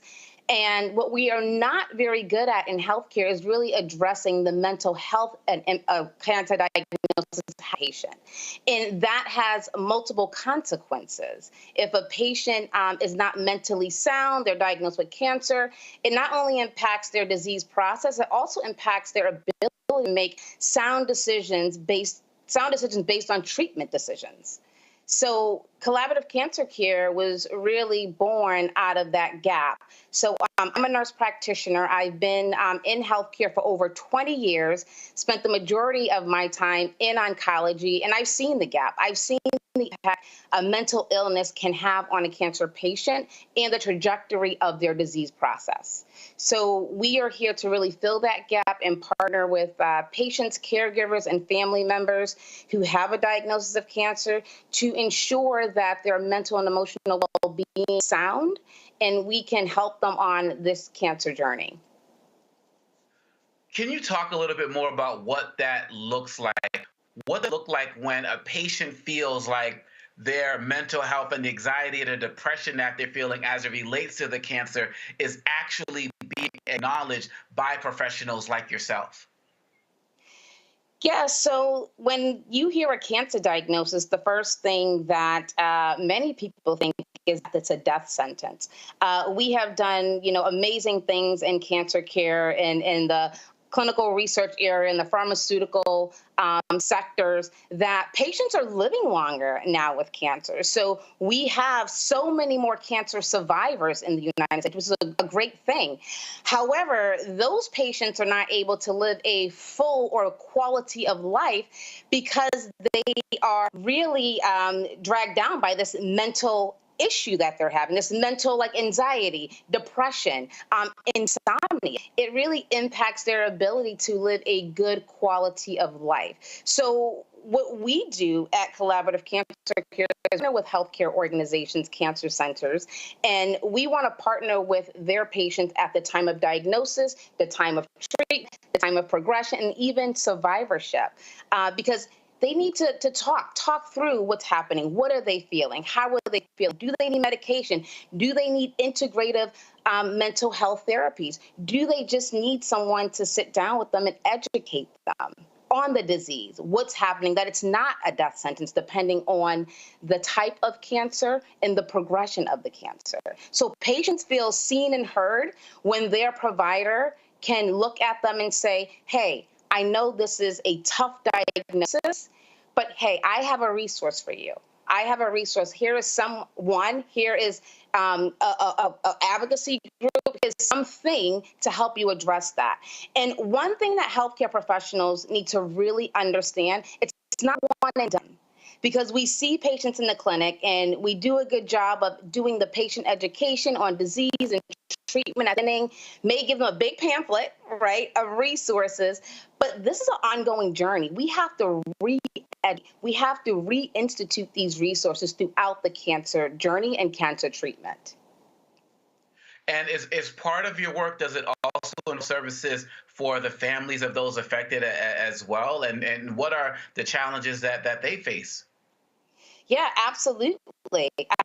When you are a cancer patient, you are the one who had the cancer, but you have so many relationships, so many people depend on you, so many people love you. You are significant in so many people's lives. So your family will definitely be impacted by the diagnosis. Your colleagues, your friends, your community will be impacted by the diagnosis. So at Collaborative Cancer Care, we provide mental health, counseling, consultation, medication management, not only for the patient, but for the caregiver, for the family members. And when I say family members and caregivers, because sometimes some caregivers are bereaved, their loved one has already passed on, and they never had any mental health support. So it can be 2 years, 3 years, 20 years. It's going to be a lifetime journey. So even those individuals who have been bereaved for a very long time can also be part of our community where we will help support you to really live a full life following the death of your loved one. This is just so important. I'm so grateful for the work that you do. And just in the name itself, I mean, we're such a communal people. And so to be providing these services when we often don't get them elsewhere is just really important. So I really want to thank you, Dr. Mayo, and the Collaborative Cancer Care Organization for all of the work that you're doing. And I'm hoping that more people will reach out to you for your services. Thank you so much. Absolutely. Thank you so much. Okay. Take care. And we will be right back at Roland Martin Unfiltered on the Black Star Network. It's time to talk about that brawl, y'all. When you talk about blackness and what happens in black culture, we're about covering these things that matter to us, speaking to our issues and concerns. This is a genuine people-powered movement. There's a lot of stuff that we're not getting. You get it, and you spread the word. We wish to plead our own cause. Too long have others spoken for us. We cannot tell our own story if we can't pay for it. This is about covering us. Invest in black-owned media. Your dollars matter. We don't have to keep asking them to cover our stuff. So please support us in what we do, folks. We want to hit 2,000 people, $50 this month, raise $100,000. We're behind $100,000, so we want to hit that. Y'all money makes this possible. Checks and money orders go to P.O. Box 57196, Washington, D.C. 20037-0196. The Cash App is $RM Unfiltered. PayPal is R Martin Unfiltered. Venmo is RM Unfiltered. Zelle is Roland at RolandSMartin.com. What's good, y'all? This is Doug E. Fresh, and you're watching my brother Roland Martin Unfiltered as we go a little something like this. Hit it. It's real.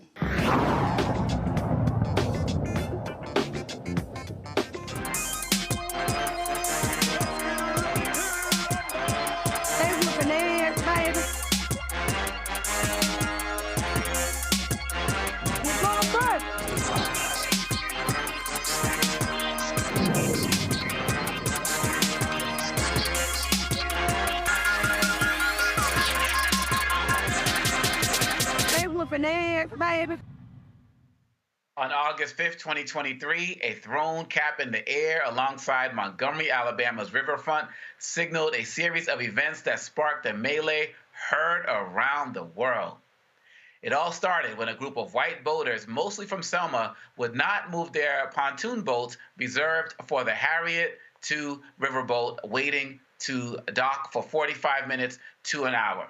The captain called over the public address system for the owners to move their boats, but no one responded. That's when co-captain of Harriet II, Damian Pickett, and deckhand Daniel Warren, a 16-year-old, went ashore to address the situation. And Joy, that's when the fight broke out. Do you remember that? Sorry. Yes, I do remember it. I mean, cathartic is the one word that I would say happened there. It was just a culmination. Okay. Can you hear me? Yeah, no, I was repeating you saying cathartic. Cathartic. And when you think about the history of that particular dock, yeah, I mean, it wasn't just, it was the ancestors really coming out and saying, not just the cap, the ancestors saying, look, we've had enough. And it ends here today. Let's be clear. These were a group of drunk white people who were blocking the commerce-inducing riverboat from docking. How arrogant. When they were asked nicely to move, they refused to move, and then they attacked in a mob fashion, not unlike the one that we were originally talking about earlier tonight, right? The beginnings of a mob fashion. They actually did it. Almost like a lynch mob, trying to attack this black man, and the community got involved. The best part was when the guy jumped off the riverboat and started swimming to shore. We all, they came to his defense. Now look, I hate to see any kind of racialized fight in this country, but we have got to acknowledge that this undercurrent exists. And while I hate to see it, I'm glad that we are at least acknowledging that all is not well in our country. And we don't have to talk about it all the time, but it exists. So when you wonder what's happening in your workplace while you're not getting a promotion, when you're wondering what's happening with your schools, your children's school teacher, is she undermining the mental health of your child? When those things are happening, when you're wondering why are all these people voting for Donald Trump, a veritable idiot, right? Or at least one who pretends to be someone who doesn't care about any of the things about any of those people on that dock. Why would you vote for him? Why are so many people voting for him? You gotta wonder what is undergirding that. This is what's undergirding that. We have a history of unresolved angst and racial animus, and we have got to address it. We have got to talk about it. And so, anyone who did anything that was illegal there or excessive, black or white, they might have to have suffered consequences. I wasn't happy to see it, but it's emblematic of where we are. And yes, the black Twitter, black social media memes were outrageous and just shows that you cannot outdo black people. We can fight for injustice and we can do it and find the humor in it, because if we weren't laughing, we would be crying. Dr. Malveaux, your thoughts then and 1 year later now? Well, 1 year later, what has happened? What has changed? Not very much. I mean, the hoodlums who attacked that brother, they got very minor sentences. I think the one who got the longest sentence got 3 months. I think that's very insufficient. Of course, we all laughed about the white chair and Aquaman, the little brother who jumped off the pier to come and rescue the brother. There was also another one where this white woman had jumped on the black man, and this sister seemed to have leaped from some balcony or somewhere because she knew that black man could not touch that white trash. And so she leaped down somewhere and basically took care of that white woman. Joy, I don't know about you. You say you don't like racialized violence. This country was built on racialized violence. I mean, it's not, quote, as bad as it used to be. We're still talking about Michael Brown. We just saw the brother in Nevada. Ben Crump and Roland were talking about Sister Massey being shot in the face behind some boiling water. This country is built on racialized violence. Now, we would like to think that we've gone further, but it doesn't take very much. Why do these little young white boys, what made them think they could just park their boat anywhere? They were asked nicely to move. The boat that the brother was captaining had I think 40 or 50 people on it. So they were all inconvenienced because of this white arrogance. But this, Obakongo, you hear me talk about this probably ad nauseum. It's part of the culture. You do whatever you want to put for black people, you want to do to black people, and expect no consequences or minor consequences. Look at 4,700 lynchings that happened in our country. Fewer than 20 people, and I'm probably exaggerating, very few people were ever found guilty. These lynchings occurred with the concurrence of law enforcement. That's why they had so many lynched by or killed by hands unknown. Yeah, they knew, they just weren't saying. And so then, I mean, there are aspects of this that Joy is right, that are humorous, but at the end of the day, it really does speak to the state of this country. And the fact that I don't know quite how we get past the racism, because it says American as the flag, the racism. But it's there, it's alive and well. Now it's James Crow Esquire, not Jim anymore. And many of our more civilized people, or appearing to be more civilized, would never think of using the N-word in public, but they would think of denying you a promotion.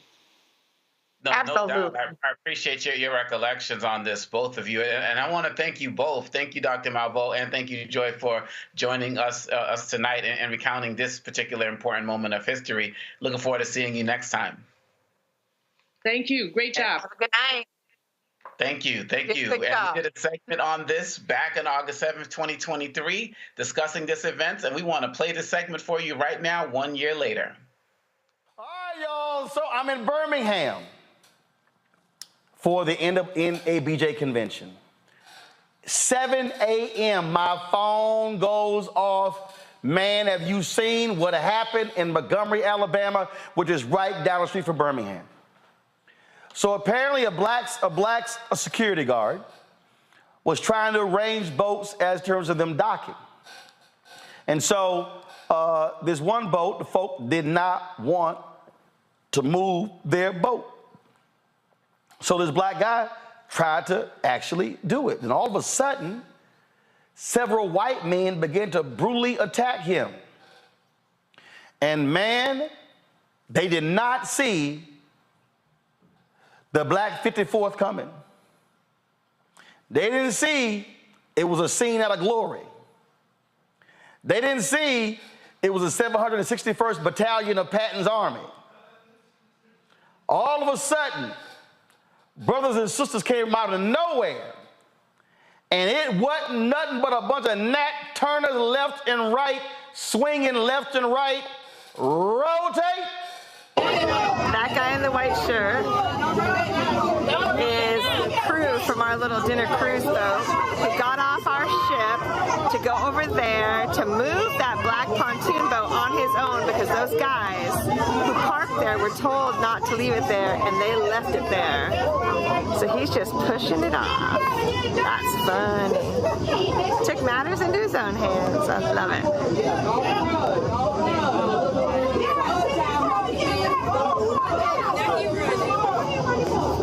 I hope the police give him a big old ticket.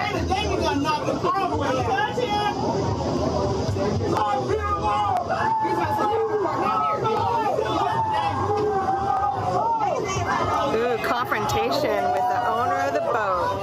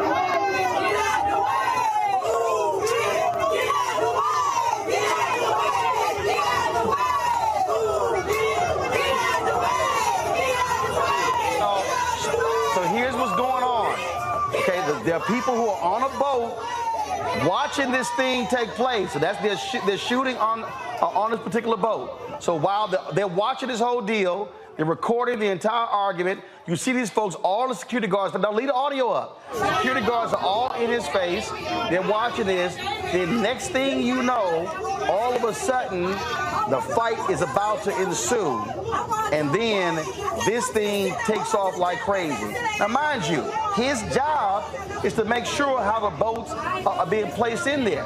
These people dared to get an attitude because he started moving the boat. That's why they upset. And so you see all the pointing going back and forth. You see the arguing going back and forth. No respect for him whatsoever as a security guard. They want to do whatever it is they want to do. And all of a sudden, this thing about to get real physical real soon. In about 30 seconds. And when this thing goes off, oh man, that's when stuff gets real wild. Now you see, multiple people are coming up to him. And he's explaining to one guy, and the next guy, and the next guy, and the next guy. They don't care. They're not listening. They don't care whatsoever. Then this happens. Go full screen.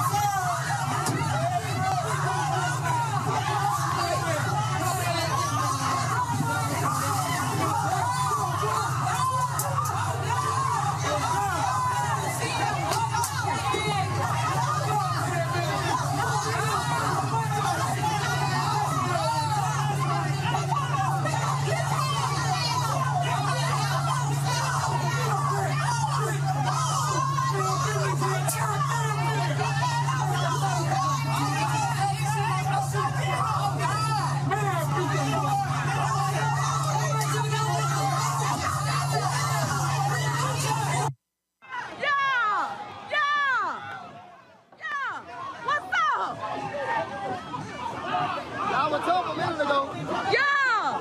Woo! Woo! Woo! Woo! They scared. Look at them. They scared. Woo! Beat their ass. All right, y'all about to see something real quick. Oh, they whooping on these dudes. You gonna see in a moment where guy in the red short, he wants to avoid all these brothers. He jumps into the water to avoid them. She whooping her ass. She finna put her in the water. You got folks running through, they getting cold cocked. Tie his ass up. Cause y'all were wrong.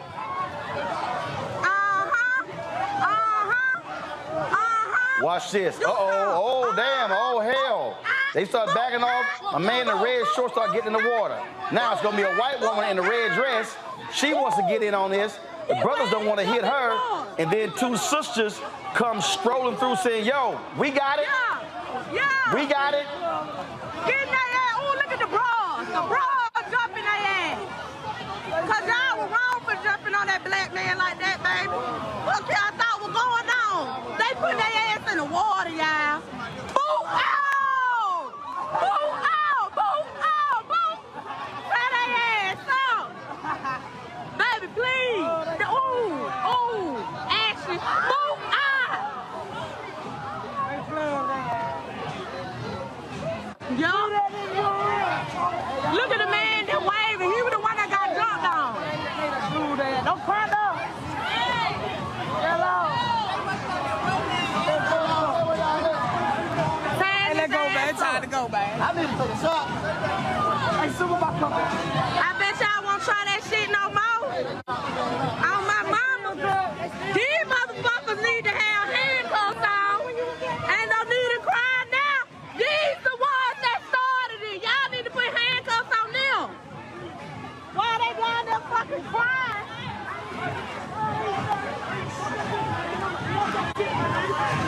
They're the ones that need to have the handcuffs on right here.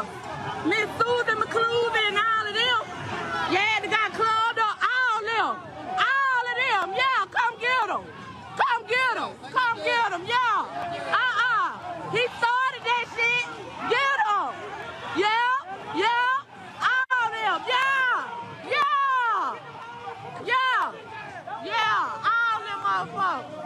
Fuck, they come out. All they ass. All of them. We got the goddamn video, fuck that. The fuck? That what you get? All that ass. All that ass. All of them. I ain't got shit. All that ass. Hey, all of them. They ain't got no cup. They ain't got no cup. All they motherfucking ass. Cause they should have did that. The man with the white shirt on, they jumped on him. Right there. Right here. All of them. All of them jumped on him. Baby, all of them. All of them. That shit was crazy. You a little boy. You should have did that. Man, we were waiting to get on the boat. He worked here. He hopped on the paddle boat to come over here and tell them. They was all over. And they had kept telling them to move their boat, but the Harriet couldn't dock. When he got on, all these white people, they jumped on him. They jumped on him. We were finna beat their ass, but when it boat docked. So when the boat got on, you know, they came on there. Yeah. I ain't gonna lie, they started it. You saying the white guys jumped on the black? Yeah. On that man right there. That's what he worked here. He was just telling them to move their personal boat so the Marriott could dock. Because we waiting to get on the sipping cycle, and they keep circling around, and they couldn't get off. Okay. He moved their damn boat, and that's when they came down there and jumped on the damn man. Okay. That's where that came from. Witnesses. Just for a statement. We ain't talking about you. Brother. Yeah, they jumped on him. They shouldn't even be arresting him. Okay. They shouldn't even be arresting him. He shouldn't even be arrested. They jumped on him. He wasn't doing shit but his job.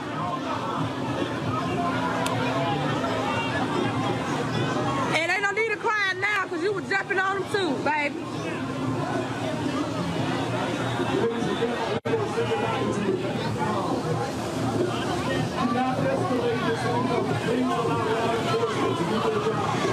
You have video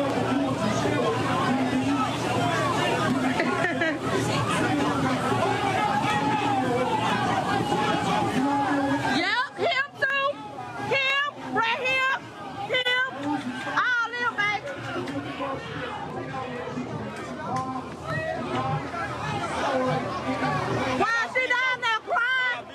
Why she down there crying? Here, all them. Y'all got video? Anybody got video? Anybody got video?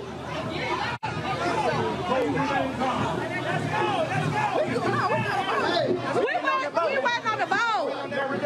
Baby, we waiting on the video. I know we waiting on the sister cycle. Ma'am, you got the video so I can see you.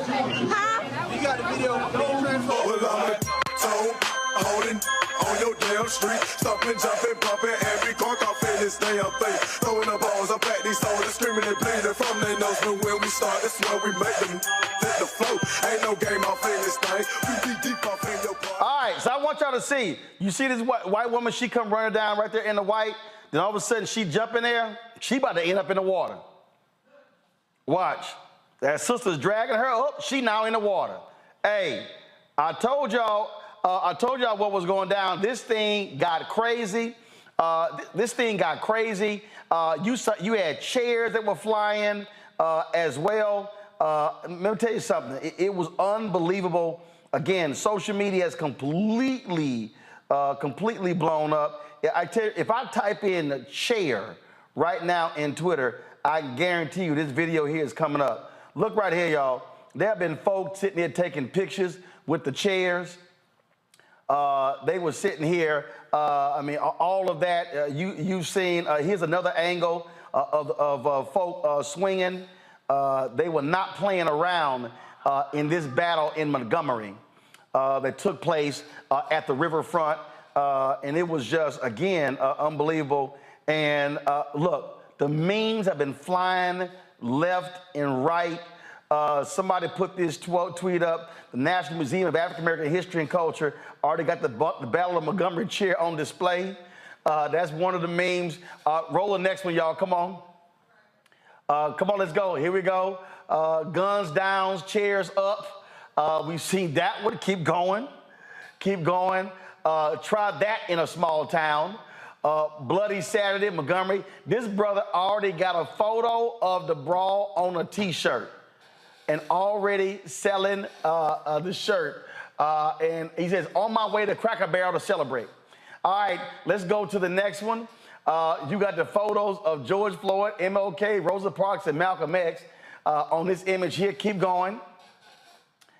We got this one right here. Back signal and help came immediately. My man threw his hat in the air and the cavalry came running. All right, next, let's go. Have a seat, 1955, drop the lower third. Have a seat, 1955 in Montgomery. Have a seat, 2023. Let's go to the next one, y'all. Let's go. More memes here. Keep going, keep going, keep going. We see that, not the SS dead ass pulled up in Montgomery. We got that one right there. Keep going. What we got? What's the next meme? They're calling homeboy Aquaman. Guess what? We actually got a statement. That brother right there already has a publicist. Do y'all have the graphic up from his publicist? Heartfelt gratitude from the publicist of our hero. Y'all have it? Go ahead, pull it up. We hope this message finds you well and filled with joy as we come together to celebrate the remarkable act of bravery and compassion shown by Aaron, our cherished young hero. While I'm reading, y'all got the video of him swimming across that water? In the face of adversity, Aaron selflessly came to the rescue of a fellow colleague, showcasing courage beyond his years. We are immensely proud of his actions and the values he exemplifies, standing as an inspiration to us all. Show the video of him swimming. The overwhelming love and support pouring in from all corners of the state and surrounding areas have deeply touched Aaron. Your kindness and encouragement have shown him the power of unity and the warmth of a caring community. The outpouring of affection serves as a reminder that together we can create positive change and uplift one another. We, the publicist team, his parents, along with, here's the video of Aaron doing his thing, going across that water. Go right, come on, y'all, pull it up. We, the Publicist team, his parents, along with his extended family, want to extend our sincerest gratitude to each and every one of you for your unwavering support during this time. Your messages and gestures of appreciation have not gone unnoticed, and they have left a lasting impact on Aaron and his family. As we navigate the journey ahead, we kindly request the anonymity for Aaron to process and reflect on the whirlwind of emotions he's experiencing. We assure you that he will continue being a force for good in the world. Once again, thank you from the bottom of our hearts. Let's continue to spread love, kindness, and compassion, and together we can make a difference. Makina Lachey is the publicist for that brother right there. Let's go back to some of the main, I'm telling you, the tweets, the Instagram posts, the social media posts, y'all have been absolutely crazy, hilarious. Folks have been saying Juneteenth as a new date. These black folks here crack me up, and black and white folks. They did an actual reenactment, y'all. These black and white folks did a reenactment. They already done. They already put with the audio.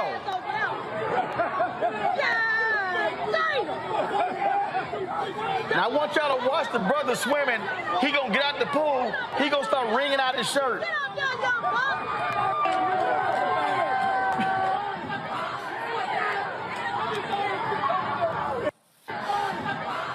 I'm telling y'all, yo, folks have not wasted any time whatsoever. Y'all, they even got, listen, look, y'all, they even dropped brawl training videos. And this sister here, I can't make it up. Watch this.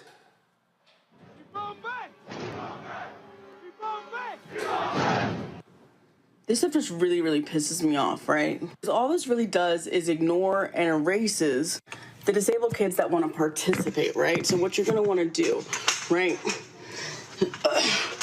If you have a crutch, you're going to take your crutch, you're going to put your hand at the middle, you're going to use your elbow like a fulcrum, then from one side to another.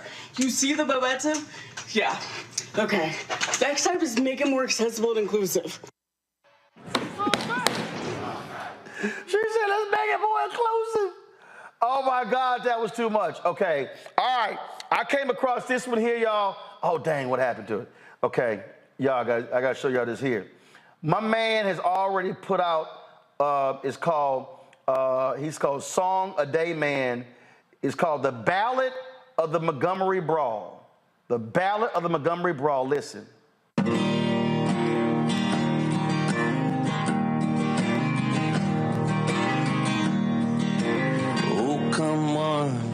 Come on down to the Montgomery Brawl. Swim and run, skip and crawl. Just get yourself to the Montgomery Brawl. 'Cause slaves were disembarked there, right on that same pier. The misplaced white entitlement trickles down through the year. But acts of solidarity, while not fixing all the past, take on waves of meaning like kicking Southern ass. Pride comes before the fall. Down at the Montgomery Brawl,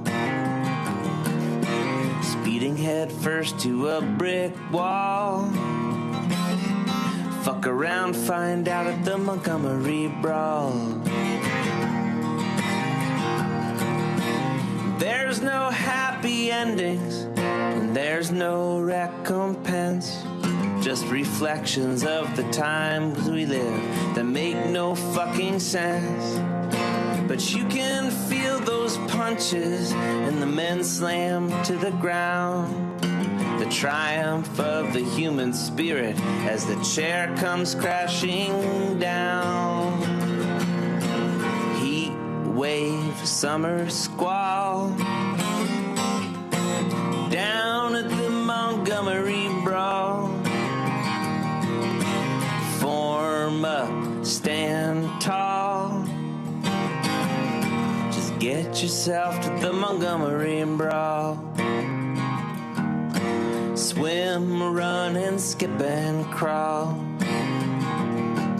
Fuck around, find out at the Montgomery Brawl. Just get yourself to the Montgomery Brawl. Yo, I'm telling y'all, okay, and here's how crazy it is, y'all. Seriously, folk been sitting here. Matter of fact, brother here had to go ahead and respond to Jason Aldean. Well, listen. That shit might fly in the city. Good luck. Try that in a small town. See how far you make it down the road. Try the small town. Okay, they said y'all tried it. Listen what happened. Okay, all right. Okay, this was too funny. They said, this is how them boys in Montgomery pulled up.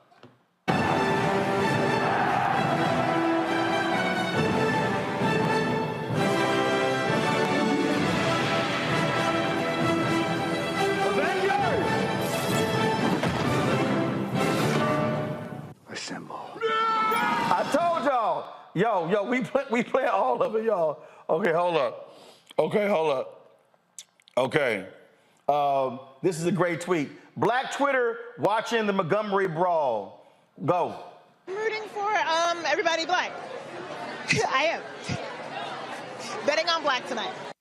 I'm rooting for everybody black. All right, let's see here. I got a couple more. Okay, this is how stupid it is, y'all. People are literally texting me saying, play this one. Okay, hold up. I got to find... let me do this here, okay, because there were some comments made. So, Stephen Reed is the mayor. Do y'all have the mayor's statement? Y'all have it in the control room?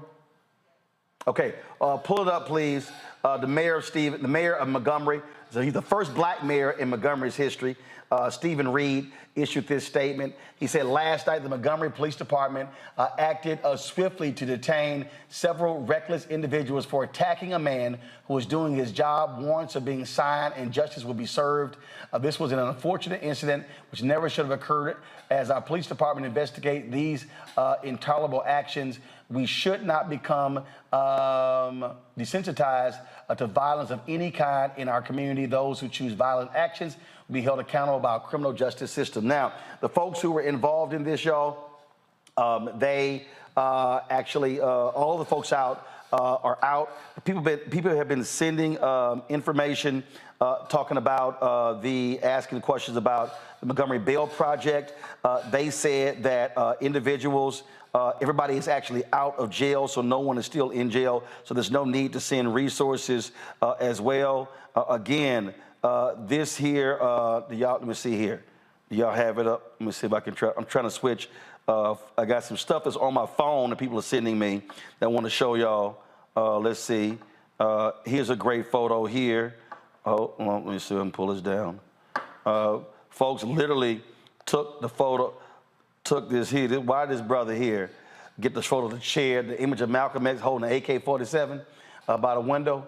This brother took a picture with him holding a chair by the window looking out. Okay, that's a good one. Okay, all right, let's see here. I saw some other videos, y'all, that have been making me holler and scream. Let's see here. I gotta play this one. Give me 1 second. This is pretty good one here. Somebody took the photo from Good Times, and they went to work. So you see right here, they got the Alabama Sweet Tea Party. That's what it's called. They got all the people in the photo sitting there dancing. Come on back. All right, let me see here. All right, let's see if I can find something else. Let's see here. Oh, my God. There are some other hilarious videos that I have seen. This one here is truly funny. Let me go. Maybe I can go to the beginning. All right, pull it up. Alabama Brawl? Honey, is it because I am an Alabamian or is it because I own a watercraft myself? Here's the deal. Y'all got what y'all deserve? Did you really think you was going to put your hands on somebody that was out there doing their damn job, not just to keep you safe, but to keep everybody safe at that dock? Here's the problem. People get out there and start drinking out there on the water and come back and they done got big and bad. All right? But you met the wrong one that day, honey. You met the wrong one that day because there was people in places that needed to be put, and they got put in their place. You get up on my face, I can't guarantee what's going to happen to you neither. Now, I don't condone violence, but that right there, y'all got a show put on y'all, and that's y'all's damn fault. Don't get up in nobody's damn face acting like you're going to tell somebody what you're going to do on his damn dock. All right? That's what's wrong with y'all. Y'all get out there in the water and you act crazy and come back and got dealt with. Did y'all see that one man's Crocs? Lord, it looked like his Crocs got his ass whipped. Oh, well, I don't know why everybody wants me to talk about this Alabama Brawl. Oh, yeah, I'm petty. Okay, all right, let's see here. I'm real petty. I got the what? Oh, yeah, y'all saw the photo? My man had some Crocs. They beat the Crocs off his ass. Look at this here. Lord have mercy. Y'all, they beat the Crocs off of his ass. That is hilarious. All right, check this out. I just got this text message right here. Go to my iPad. It says, "Oh, I'm ready. Just check the garage." And they got a chair hanging in the garage. Somebody worked with a company. They sent me that. They said one of their co-workers sent that to them. All right, hold up. I got another video. All right, Jamal Bryant posted this one. I hollered when I saw this one. Because you know people got all the videos. Check this out. Go. Audio, come on.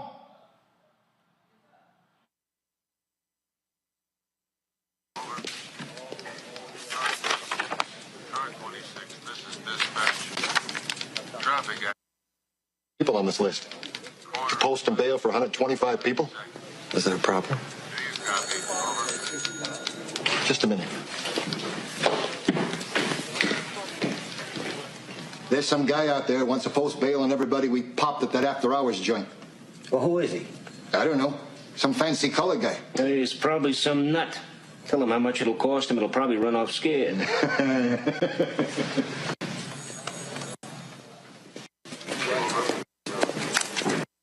Okay, let's see. 125. Class A misdemeanor will be about 500. 75.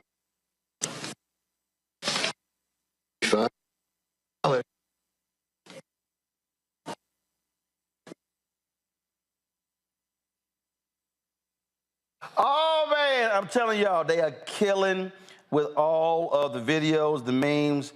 Let's see here. There's another video that I saw that I thought was hilarious. Go, play it. That was absolutely hilarious. Oh, y'all really let Jason Aldean gas your heads up, huh? That was your first mistake. You don't take fighting tips from a fake cowboy who wears bedazzled skinny jeans. I love to see it. You know those idiots were on the boat all day listening to that song on repeat. I can't wait, Bubba, till they try that in a small town. We'll show them.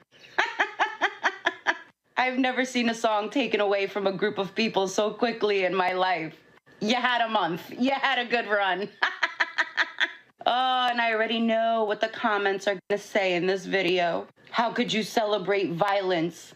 Both sides were wrong. You're causing a divide. Why can't we all just get along? Do you know why there's so much glee and happiness and celebration after this brawl? Because the scenario never ends this way. And we've seen that one too many times, where a group of angry white men go to attack an innocent black man. And in this case, an innocent black man who was just trying to do his fucking job. This isn't how the story usually ends. And that deserves to be celebrated. So you think about that before you say some shit like that. And understand why people are happy and people are celebrating. So, Mr. Aldean, it's time to whip out your notebook and pencil and write a new anthem. Anyways, bye. What happened in Montgomery? Tell y'all, we didn't have that particular angle. Remember when the white woman who's in the red dress, She came in there like swinging, and the brother, they kind of started like, nah, I ain't about to sit here and hit this woman. But then the sister was like, don't worry about it, bro. We got this here. So let me go ahead and pull that clip up, all right? Play.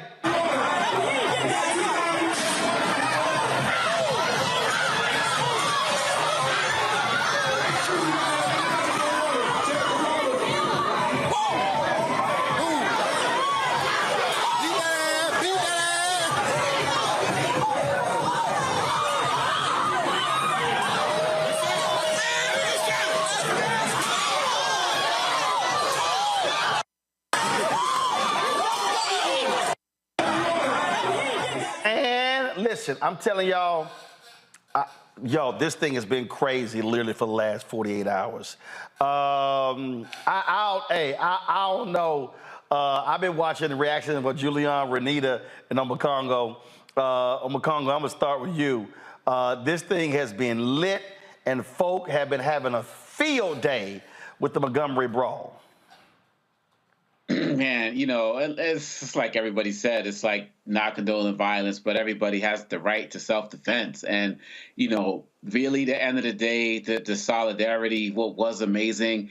I don't want to be like pouring, I don't know, sadness on all of this, but I just get concerned about, you know, what could have happened if one of those guys on the boat had a gun in an open carry state. Like, this could have been a lot worse. And I'm concerned about the legal troubles. You know, there was one of the brothers who hit the white woman with a chair, and what's going to happen, you know, should have got arrested for that. But at the end of the day, you know, people, this is a different generation. And Joe Madison talks about this all the time. It's like the days of having to sit back and take it are over, you know, and you've shown weeks, every week you got videos like this of people going nuts and black folks standing up for themselves. And if people are going to go down, folks have decided we're going to go down swinging. And this was a classic and latest example of that. I'm just glad nobody was strapped and that this didn't end up a lot worse. See, Jermichael Phelps did his thing. And no, they call him Jermichael. Jermichael, that was amazing, man. That was amazing. But I'm glad it didn't turn out worse. But the thing here, Renita, is here. But and I'm gonna say this, and again, this is not glorifying. It's people like, oh man, y'all making light of it. No, we have shown now for multiple years black folks barbecuing, a little black girl selling lemonade, a black man with his car 1 inch in the crosswalk, a black man at FedEx and a black man at UPS trying to deliver packages, getting shot at, getting threatened, getting cussed out, having the cops called on them. Black folks have been, black man looking at some damn birds in Central Park, and the white woman threatened to call the cops. Black people have been just doing their jobs, going about their regular black lives, and hell, we just showed the black guy in a neighborhood, they won't leave his ass alone fishing. I mean, like, they have called the cops. And so people need to understand, black people are tired of being mistreated by white folks in this country. And guess what? They ran up against a brother and didn't realize, they thought, it's 5 or 6 of us, we can beat him down. No, the black posse came rolling through. Absolutely. And listen, not all lynchings have to happen with ropes. They were trying to lynch that black man by jumping on him and beating him, all of those people. And like you said, they thought it was just going to be them and they were going to be able to do this and there would be no consequences. But those people got every single thing that they earned from those black people. And you can call it condoning violence. I really don't care. They got everything that day that they earned. And so I'm glad that the community did come together to literally save this black man's life and also probably taught these folks a valuable lesson. Don't try it. So, you know, they all gave him something to work with, and I am here for it. Absolutely. Julian. Well, you know, I have been cracking up. But anyway, right on to the black people who came together. Shame on those crazy white boys who, as the girl said, they had clearly had been drinking. They had been doing something, because what would possess them? Just move your damn boat. All you had to do was move your boat. They didn't have to be a thing. The man was just doing his job. Black folks have had enough. Lots of black folks are standing up. And it felt good to watch, Roland. I have to tell you, I'm not condoning violence. Well, whatever. But it felt good to watch Black folks coming together and fighting back. And basically, that young brother who swam across the thing, you know, get him on the show. Let's hear from him. Let's hear from some of these folks who are there. And right on to the sisters. I mean, that brother showed enormous restraint in not clocking the you-know-what out of that white woman, the red dress on. But the sisters had that. He was trying to be chivalrous. I don't know why, but the sisters had that. And when I saw that sister kicking, again, I'm not applauding violence much. Bottom line is, they came to that man's defense. And I've seen other videos where white folks have been attacked, football games, drunk folks, and folks came to their defense. That's what this was. And if they did not come to his defense, they were going to beat the hell out of that brother. But I got to play one more video. I got to play one more. Here y'all go. Hello, ladies and gentlemen. It's your boy, King J. Wells. Today, I want to teach you one of the moves that I saw in the fight video. The key to having the best chair smack is leverage. Hands here, grip here, and then it's more like a, you know how, like what is called ring around the rosy? You just want to come up to here, then back up to here. So we're going to try it again in slow motion. Here. Matter of fact, let's watch the video. Let's see how he did it. Okay, so no, it was more like a this. Then you pop a bitch. So it's like, let's do it fast. You ready? Let's do it fast again. You ready? You see my foot? You see, the main thing is the grip in the feet, hands. What you say, bitch? Yeah. So there you go. I told y'all I'm petty. All right, okay. Let me find this other one that I saw. Oh, man, where is it? Oh, damn, this is a good one. I just got my open carry license.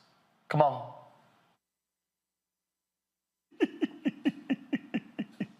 Okay. All right, come back. Okay, all right. Oh, this was trending for a while there. This was trending right there. Scuba Gooding Jr., come back. That was trending for a while, Scuba Gooding Jr. Let me see here. Okay. Y'all, there's one more I saw. Oh, man, did I post it? Where is it? This one brother, y'all, he had a play-by-play of this here video. The play-by-play was fire. Oh, my God, I was crying laughing. I'm going to try to see if I can find it. And again, I'm a condo. The reason I think Black people have just been have been responding just no chill. I mean, I'm talking about no chill at all. Is because we have tolerated so much shit. We have turned our cheek. We have backed up. We've de-escalated situations. We've had these Karens jumping in Black folks' faces and all this sort of stuff. Yep. And folk just tired of that BS. Absolutely. And to be quite honest, we are going to see more of it. I mean, everything that's going on in the political space and the like. And, you know, some of these guys actually think they've been deputized by the police or something. And so they feel emboldened to just put their hands on us, and they're not even strapped. They just feel so emboldened to Black bodies that they can do that. This man is an employee. And like we all said, what would have happened if people didn't jump in? I mean, they could have beat him up so badly, he could have fell into the water and drowned. And this is happening everywhere, every single place we go. People who are not even law enforcement, it's like they've been emboldened watching those videos with the police and so on and so forth to feel that they can do anything to us anytime, anywhere. And too many of us are saying enough. I can't think of any Black person I know who would not have intervened in that situation, because we're just tired of it. And people have been watching a lot of these videos from, you know, like the 60s and stuff, where so many of our people had to take it, and they think that that's just going to repeat itself. And that it just ain't real anymore. I mean, absolutely, Renita. And but let me also remind people, while a lot of folks have been commenting, this is the same state as we speak that's trying to keep a Black 2nd congressional district out of Black folks' hands as well. So we ain't just catching hands on the river, we catching hands in the legislature. Right. And you know what? I bet the part where you mentioned about how this is the first black mayor of Montgomery, I bet you that had something to do with tensions probably rising in the area. And it's a white lash that we Donald always... Trump was there Saturday night. Right, exactly. And it's a white lash that we always talk about. First black mayor of Montgomery, come on. Like, we know what that means. And so at the end of tonight, there's a candidates forum. At the end of the day, all that happened is Jason Aldean let these Jim Crow relic throwbacks get mollywopped. He walked them right into getting mollywopped. That's what happened. Julian. I love it. I mean, the mayor is a relatively young brother. He's very good. I've met him a couple of times. He's really on the ball. So he managed to put out a nice statement that just basically said no room for violence. But, you know, the statements have been powerful on these videos you're showing, the things that people have to say, the lessons about how to use a chair as a weapon. Black folks have had enough. They really have had enough. And I've seen too many older black people, my mom, my grandmother, swallow in the face of this kind of ignorance, swallow it. I remember my grandmother once, this woman made her move her car. And I was like, Grandma Rose, it was like maybe 67. I was like, oh, hell no, Grandma Rose, don't move your car. But she, rather than get into it with the white woman, she moved her car. And, you know, I had a can of you-know-what, but I was a kid. But in any case, I've seen too many black people have to swallow. What these folks are saying is we're not swallowing the spit anymore. We're not swallowing it. And good for them, good for the community for coming together. Just it feels good to watch. It just really feels good to say this time we stood up. Absolutely. And it is great that happened. And just so folks know, this is only so fitting. And maybe I will end the show with this one, which I think is a great. I think this is probably the most appropriate way to end the show by showing you this important historical fact that the person who patented the folding chair was a black man. Nathaniel Alexander from Lynchburg, Virginia, patented the folding chair. According to his patent, Nathaniel Alexander designed his chair to be used in schools, churches, and other auditoriums.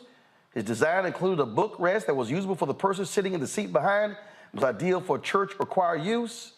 Below, you can view the patent drawing of Nathaniel Alexander's folding chair. And we now know, Nathaniel, as you are an ancestor, your chair has been used to whoop ass on the riverboat, on the docks, where black slaves were sold in Montgomery, Alabama. Some stuff just come full circle.